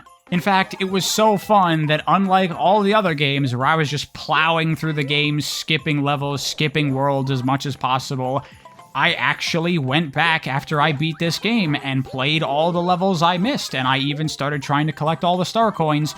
But eventually I didn't really end up liking that because that completely eliminates that kind of fast-paced flow gameplay that you get, because now you have to go slowly and be careful and check all the secret areas and look around for everything. And that really is just not something I like to do in linear platformers, so I eventually gave up on that. But still, I did go back and play all the other main levels, and I had a ton of fun with it. In fact, I would actually even go as far as to say I think I like this game more than Mario World, maybe even more than Mario 3. Honestly, if it wasn't for the couple of problems that this game has, I might even dare to say it was my favorite 2D Mario. But its issues, I think, do still drag it down for me, so bizarrely enough, still to this point, my favorite 2D Mario games are the original and Lost levels. But I gotta say, U is a contender. It's a solid game. I like it. I enjoy it. I assume most people probably just dismiss this game as another new Super Mario Bros. Game with how uncreative and uninteresting it is that people don't even give it a chance. They're just like, whatever, I don't give a fuck, it sucks, and I totally get that. But for me, it did it. It revitalized my interest in a 2D Mario game, because playing those previous 3 games back-to-back, I was like, holy fuck, these games suck. Why do they keep making these goddamn 2D Marios? They're so bad. But this reminded me, it's because when they're good, when they're fun, they're really good, and they're really fun. Mario absolutely has the potential to be a great game. They just have to make the game not shitty. And it took them 4 games, but they did finally get back to that point. And so, with how much I enjoyed New Super Mario Bros. U, I was actually very excited to go into New Super Luigi U, because I was like, oh, they finally got in the groove, they finally figured it out, so maybe this game will be really good, because I heard about Super Luigi U that it's a really, really difficult 2D Mario game, and I was like, oh, so it's like Lost levels, we're cranking that difficulty back up, ooh, this could actually be really, really fun. This might even be my favorite 2D Mario game, but unfortunately, that didn't end up being the case. I'm not the biggest fan of New Super Luigi U, and I am quite disappointed to say that, because on paper, a lot about this game does seem pretty cool. One of the major gimmicks with this game is that every level you only have 100 seconds to complete it. All the 2D Mario games have had timers for completing the level, but they've been so huge that it's rarely ever actually mattered. You can take your time through these levels and have a nice breezy playthrough, and it's really never going to be a factor. But here they finally decided, let's actually utilize that timer, so we're going to give you just 100 seconds, and you gotta really rush through these levels, and that is cool on paper. And then on top of that, they cranked up the difficulty quite a bit, and they built this game specifically around Luigi's moveset. He's got the slippery movement and the high jump. And all that sounds really interesting and really great to me. But the issue for me here is that the levels are too short, because they are built for you to be able to beat them in 100 seconds, but specifically, they're built so you could beat them in 100 seconds while collecting all of the star coins, and as I've established, I'm not interested in collecting the star coins. I think it's pretty boring and not very fun. I just want to blast through the levels.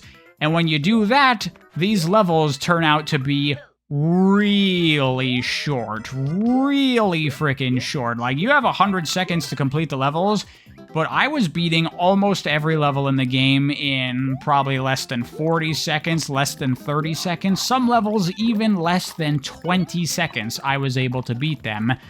And that on its own is not really a major problem. I'm fine with short levels. You know, Mario 1 had very short levels. The problem here is how much filler time there is. This is a problem with a lot of modern games in general. For some reason, adding polish and flair to a game also means adding a lot of dead time where you're just not doing anything, watching animations and shit. So what happens playing Luigi U is you play through a level and it's pretty fun, but it lasts 20 seconds. And then the moment the level ends, you're doing nothing, and you're doing nothing, and you're doing more nothing, and then you do even more nothing, because you gotta watch Luigi's victory animation, and then the screen has to fade out, and then you have to load, and then you go back to the world map, then you have to watch the little path as it extends out, and then you have to watch Luigi walk over to the level, and then you pick the level, and he has his little pose of, I'm gonna go play the level, and then you have to go through another loading screen, and now you get to play the game, and all that adds up to you spending more time in between the levels than actually playing the levels, and it just annihilates the pacing of this game. You get to have some fun playing through the levels, but for less than half of the time you actually spend playing the game.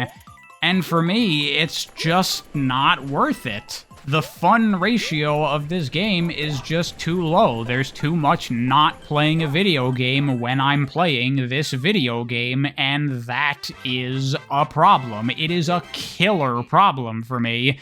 And yeah, I didn't really care much for Luigi U. I did not go back and play every single level. I just tried to get the game over with as quickly as possible, because I didn't want to sit through so many more fucking loading screens and victory animations and everything, because there's just too little game here. There's just too little game here. I'm sorry. I wanted to like this game, but I don't like this game. Okay, got through the entire new Super Mario Bros. Series. So many games, so much mediocrity, so boring. God, those games are fucking awful. And honestly, I'd say they kind of tarnished the reputation of the 2D Mario games. You know, you think 2D Mario and you think that's some of the finest video gaming that video games have to offer. But if you look at the series as a whole, that is not true at all. A lot of these games are really quite bad, I would say.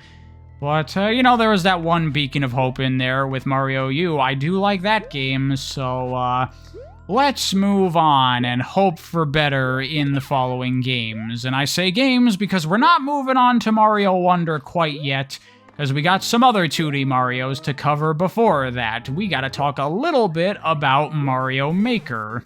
Yep, I'm covering these games too, and you can't really judge these games too much because they're not really games, they're level creation tools. Like, I'm not gonna play a bunch of user-created levels and then use that to judge the quality of Mario Maker as a game, because that doesn't really make any sense whatsoever. What I'm reviewing here in particular is both Mario Maker games come with a set of pre-built levels made by Nintendo, and I wanted to check these out and see what's going on with them. And to get these games out of the way quickly, I'm really not a fan. These levels are very atypical, very, very gimmicky. They're really just meant to show off the power of the level creation tool, and that makes perfect sense for Mario Maker. But as someone that's really just interested in having a good old-fashioned traditional Mario experience, these didn't really do it for me very much. Especially in Mario Maker 1, a lot of these levels are like really, really short, just a really tiny little platforming challenge that you just do and then it's over, and that's not much of a level at all. And some of them are like nothing, you just like walk to the end and there's like a cool little thing that you do. There's even one level that's one of those idle do-nothing levels as the level just does a bunch of shit to you, which is like, really? Nintendo is making that kind of level? That is just bizarre, but okay. Mario Maker 2, the levels are a bit better, they're a little bit more interesting, and there are more levels here that are designed more like traditional levels. I especially like the ones that are built off of 3D World because that's a new gameplay style, and these ones especially do feel a lot more like just levels.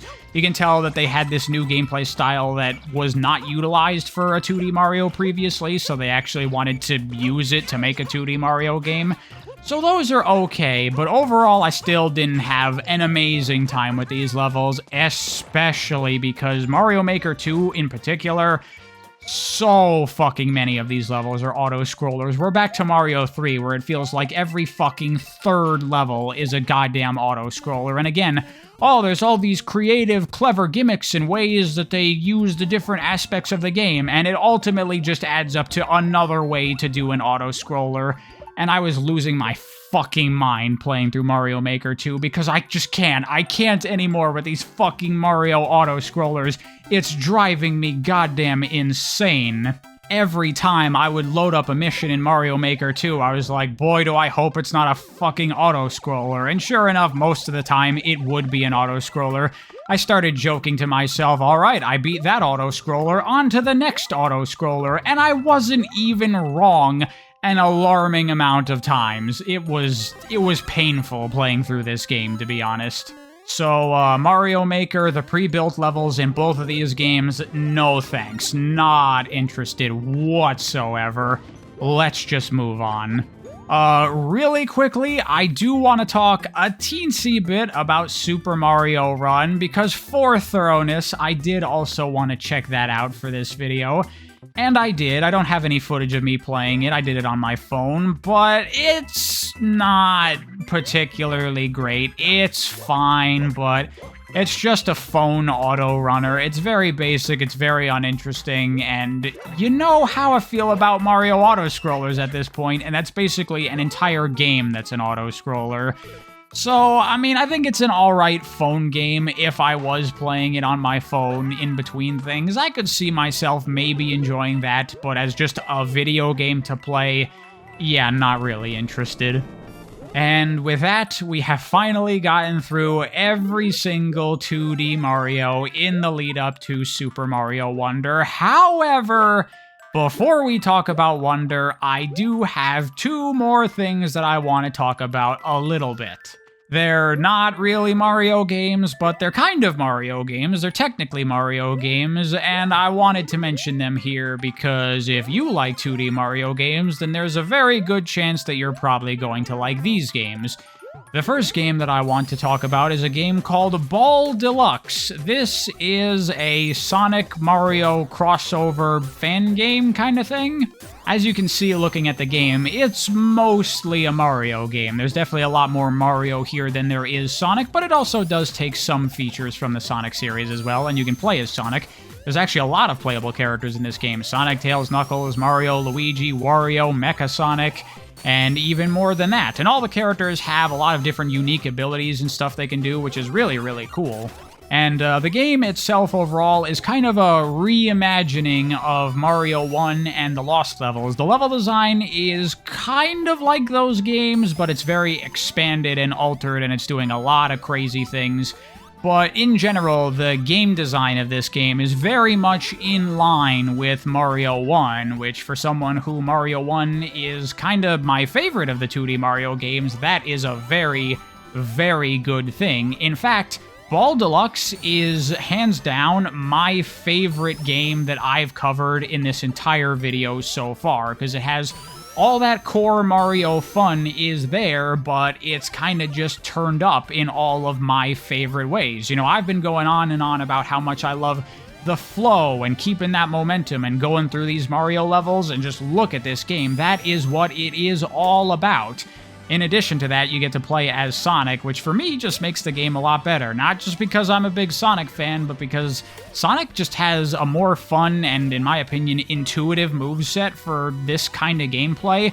He doesn't have a run button, which is very nice. I fucking hate run buttons. They just seem so pointless to me. It's just a button that I have to hold down 100% of the time while I'm playing a game.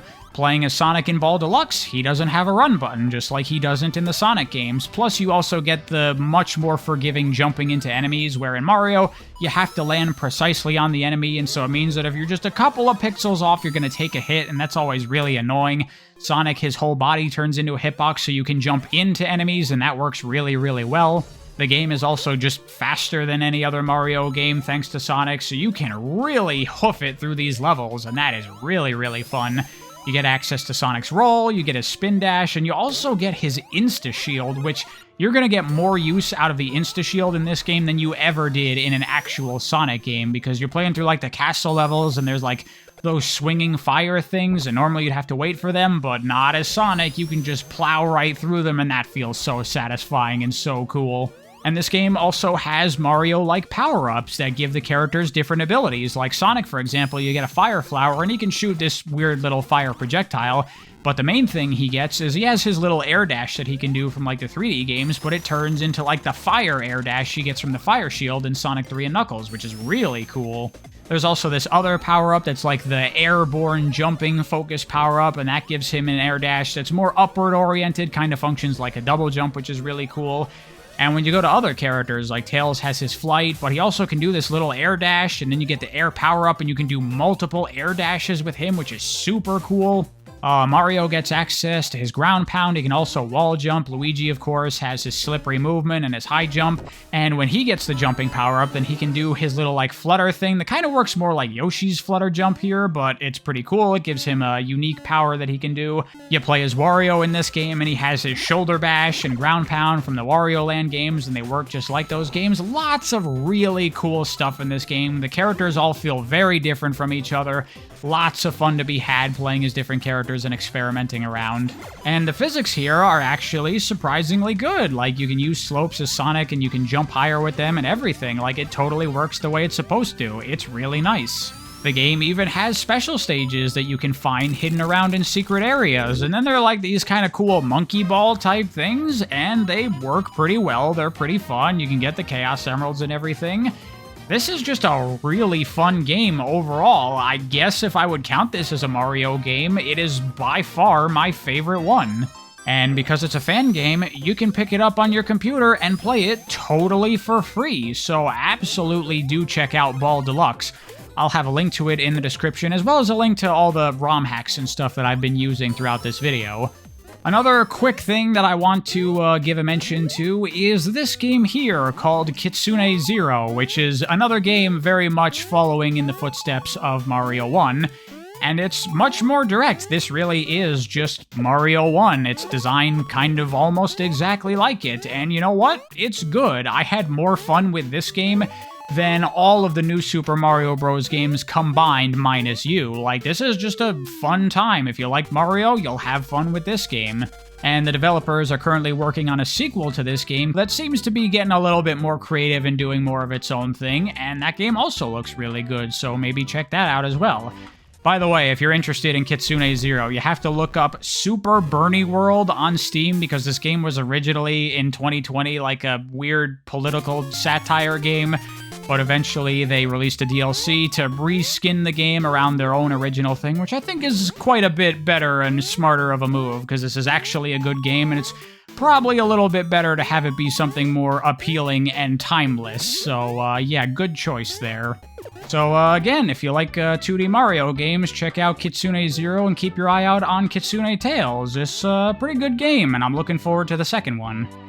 And now, finally, after all of that, we can finally talk about Super Mario Wonder. It's all been building up to this, oh my god.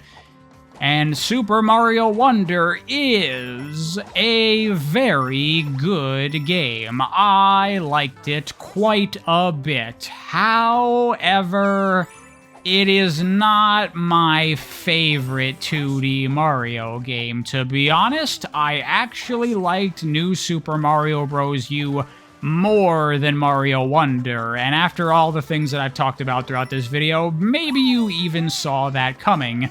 Because of what I like about Mario and what I don't like about Mario, it should be pretty obvious to understand why I didn't love this game. But first things first, let's just get this out of the way. They have finally remedied the lack of creativity in the new Super Mario Bros. Games. This game is now bursting with creativity. It's so interesting. It's doing all kinds of crazy new things for Mario. It's a very pretty game. We're finally done with that same fucking endless pattern of the same Mario biomes forever. Lots of new enemies, lots of new gimmicks, lots of new hazards, lots of new everything going on in this game, and it is a breath of fresh air, absolutely. And I do really appreciate that they put a little bit more into the story of this game than none at all, like all the previous games. You know, there's still not really much of anything here, but it's got a more interesting premise this time around, with Bowser getting the Wonder Flower and transforming into this giant fortress thing, and oh god, we gotta stop him before he does his big wonder, and Wonder Flowers in general, how they have this ability to warp reality in all these strange ways. It's certainly infinitely better than we have to go save Princess Peach for the millionth goddamn time, and that's the entire fucking story. And I'm also very grateful that this game has no goddamn Koopalings. I fucking hate those goddamn characters. I never want to see them again for as long as I fucking live. Oh my god. And with all this new style and this influx of creativity into the 2D Mario games, I gotta say, you know how everyone talks about how 3D Land and 3D World are 3D Mario games that feel like 2D Mario games? Mario Wonder feels like the opposite to me. This feels like a 2D Mario game that feels like a 3D Mario game in many, many ways. Like, yeah, you have that creativity that you would feel from, like, the Galaxy games or Odyssey or whatever. But the core gameplay and game design of the game is also very reminiscent of the 3D Mario games to me, much more so than the previous 2D Mario games. I mean, hell, this is the first of the 2D Marios that's kind of a collectathon. It's not just a bunch of levels that you need to beat and then get to the end of the game. You need to collect enough Wonder Seeds in order to continue to progress through the game, just like a 3D Mario game would have you collecting stars or whatever. And the way that you collect these Wonder Seeds through the Wonder Flowers and all the crazy Wonder effects, the way that they impact the gameplay and level design of Mario Wonder compared to previous 2D Marios, it feels quite different. You know, I talked about the differences in the kind of game design philosophy of Mario 1, 3, and U versus World and the rest of the new Super Mario Bros. Series, but Wonder is kind of a little bit different than either of those. It's kind of doing its own thing that makes it feel more like a 3D Mario game. In particular, I felt that the game design here was very akin to that of Mario Galaxy especially. These Wonder effects really feel like Mario Galaxy levels, where you plop down into the level and you're playing through it and it's some platforming, but then we introduce some really crazy, weird, out there gimmick, and then the whole level is really built around that gimmick, and we really flesh it out and do a lot of stuff with it. It's very, very similar here in Mario Wonder. And that kind of puts me in a little bit of a weird feeling place with this game, because this game definitely lacks that thing that I love most about 2D Mario, that momentum-based platforming, flowing through the levels, go, go, go. This game really doesn't have that. I tried to play the game like that, and when you do that, it's not that great, really, and the levels turn out to be very, very short. Like, a lot of times, I didn't even really look for Wonder Flowers. I would just play like I did all the previous 2D Marios, just go, go, go, trying to get to the end of the level, and the levels would be over as soon as they began. It almost felt like, it's like, oh, that's it. That's the whole level. Wow, that's really short, and there's really not much to that. As far as platforming and challenges go, there's really not a whole lot going on here. The levels are very just open and kind of free, and there's not a whole lot of real obstacles or challenges getting in your way, preventing you from just completing the level, because just completing the level is not really what you're supposed to be doing here. You're supposed to be playing this more like a 3D Mario game, exploring around more and trying to find those Wonder Flowers. And yeah, the new Super Mario Bros. Games had this as well, with looking for those star coins, but those were totally optional. Now it's mandatory. And now the level design is really built to facilitate that kind of gameplay. Like, the levels are really built for the Wonder effects to really take over. And when you play through them without the Wonder effects, then there's just a whole bunch of level design that means absolutely nothing to you, that you just run past.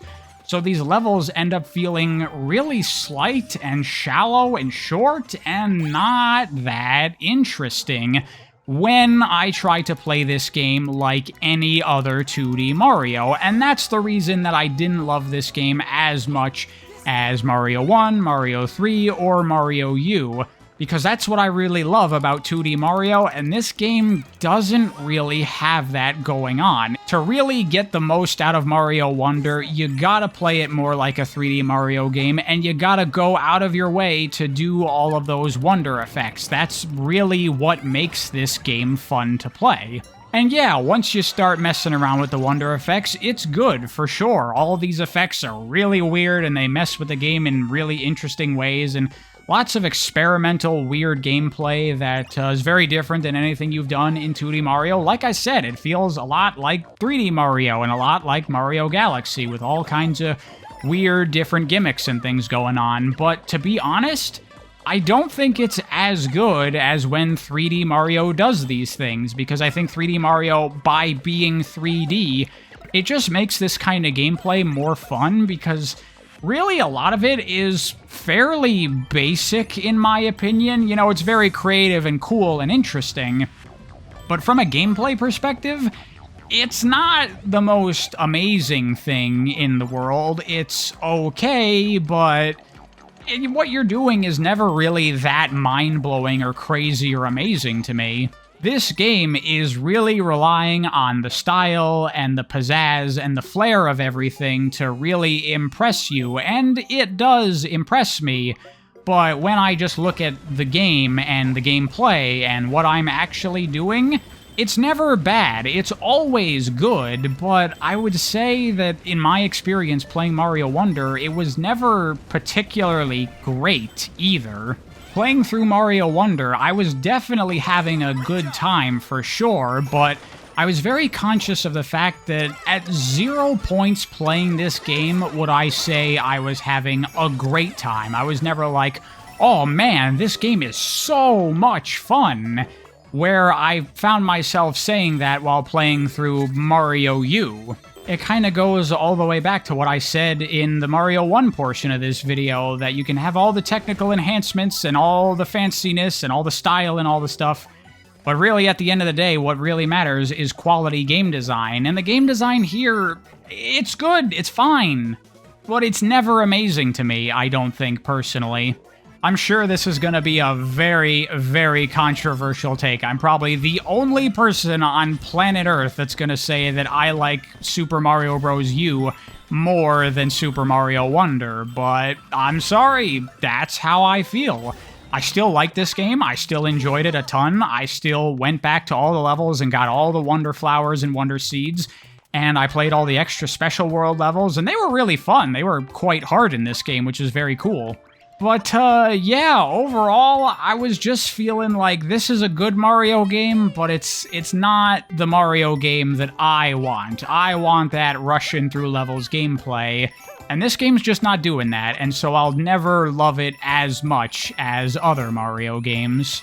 Another thing worth mentioning with Wonder that I definitely appreciated, a dramatic reduction in the amount of auto-scrollers in this game compared to previous 2D Marios. Thank God. Oh my goodness, I was going to lose my mind if I had to do too many more of these. But there's not that many in this game, and the ones that are here are generally pretty good. Even if they're not that interesting from a gameplay perspective, they are, quite entertaining, we'll say. Boss fights on this game, finally, they have actually started trying with the boss design in this game. I still wouldn't say that the bosses are amazing, but they are infinitely better than they've ever been in any previous 2D Mario game. It's a little bit lame that it's just Bowser Jr. over and over. That was actually kind of surprising to me in how not creative and interesting that is. I was expecting, like, crazy different bosses all over the place, but no, it's just him over and over again. But they actually vary things up thanks to wonder effects to make it more interesting than not at all. And these bosses were much more challenging than any of the bosses in any of the previous games. You have to actually avoid Bowser Jr.'s attacks and let him do his thing, so they're not great bosses, but they're alright bosses, and by Mario standards, that means they're fucking phenomenal. Another thing to talk about is there's a lot of new level types in this game, beyond just, you know, your standard levels, play through them, get to the end.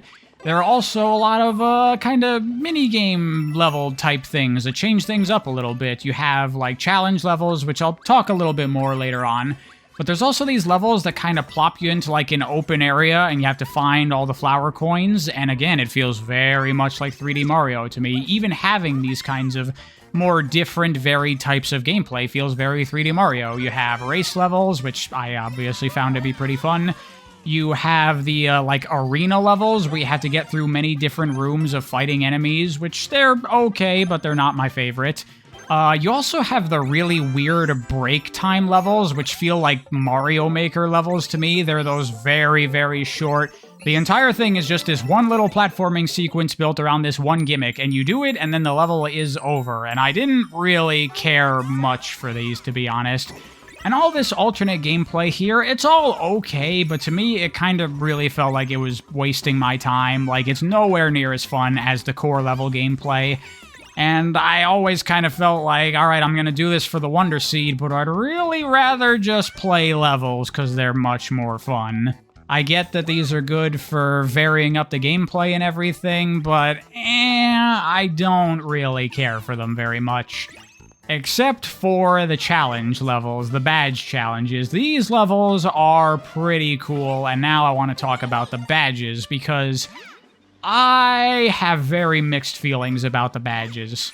What the badges are is you can collect them, and then you can equip one badge while playing through the levels, and they give you some kind of modification to how you play, and many of them give you some sort of upgrade or power-up or extra ability. So, for example, Luigi's high floaty jump, that is a badge that you can equip, and then every character plays like Luigi normally would, because Luigi doesn't have that power normally here.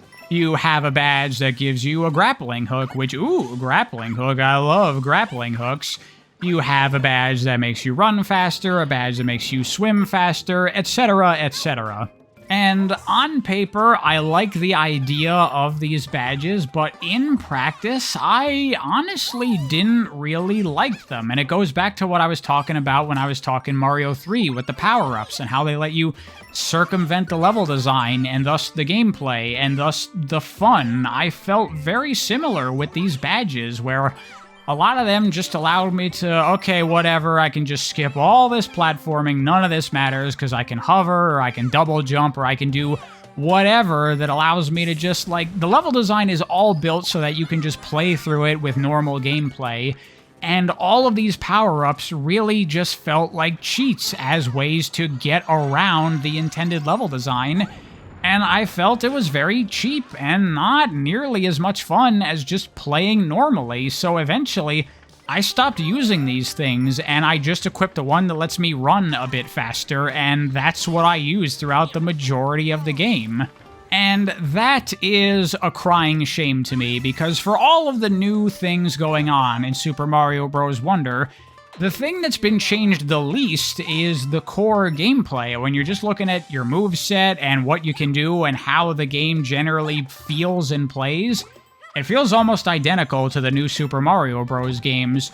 But these badges is where you finally get some new things, some new moves, some new abilities, and a lot of them are pretty cool. Like, one of my favorites was the one that lets you do the Mario 2 crouching high jump. I thought that was really cool. But I only thought it was really cool in the challenge levels built around it. These challenge levels, these are where these badges really shine for me, because they are specifically built for all of these extra abilities, and they really take advantage of them in really cool ways. Like, I talked about how the level design, it's good, but it's never truly great or amazing to me, except for these badge challenge levels, especially the later ones that get a lot harder. These are really cool and really interesting and really ask you to use these abilities in a lot of cool ways that, yeah, like, this is fun. This takes advantage of what they can do, and it expands that core Mario gameplay in awesome ways that I'm loving. And it's a huge shame to me that these are the only levels that really feel like they take advantage of what these badges can do.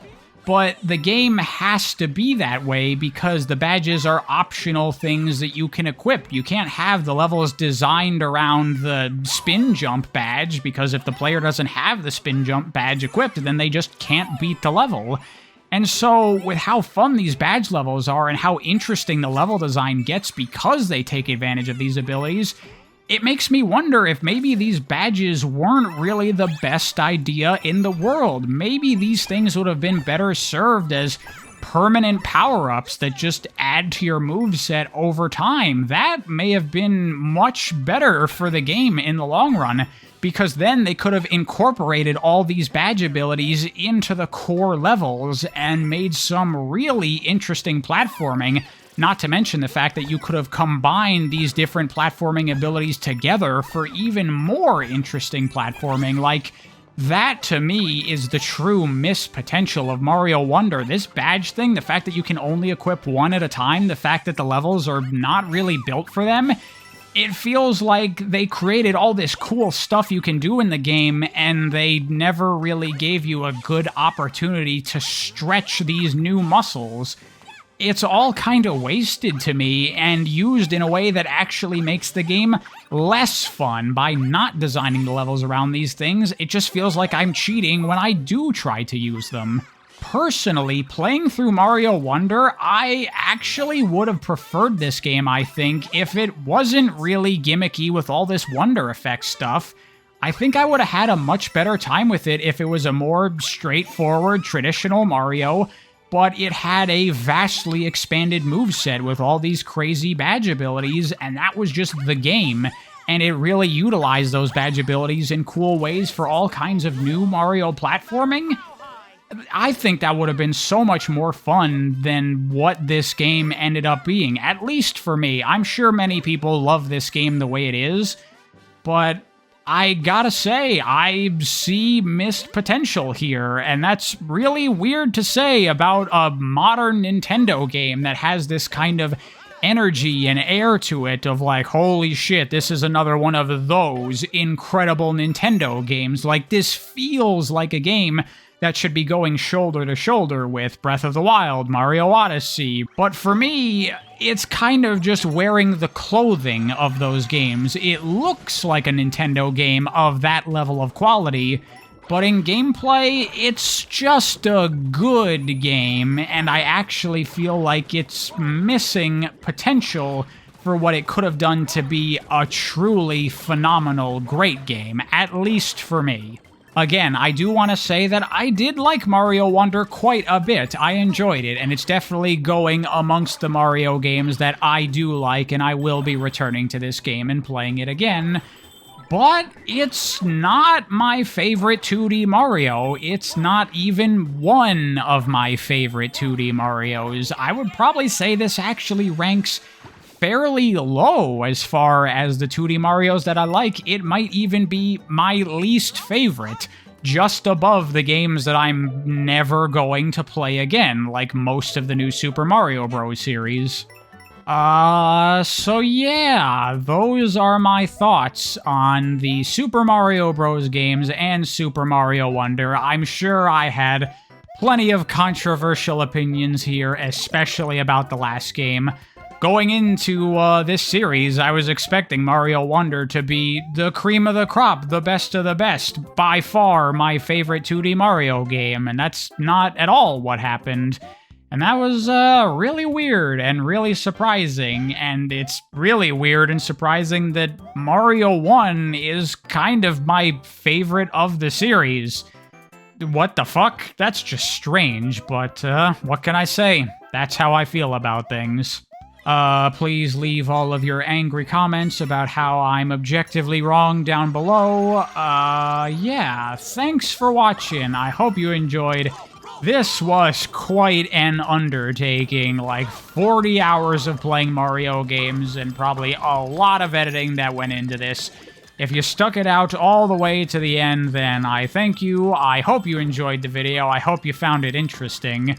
I think as one final thing I want to say here, just to add a little bit more controversy to the end of this video, A lot of people have been talking about Sonic Superstars and Mario Wonder, those two games coming out at the same time, and how Superstars is kind of fucked because it's obviously a much less polished game because Sonic is nowhere near the budget or the talent behind it as Mario, obviously, and it's nowhere near as popular, and I'm sure Mario Wonder is going to outsell Sonic Superstars 25 times over.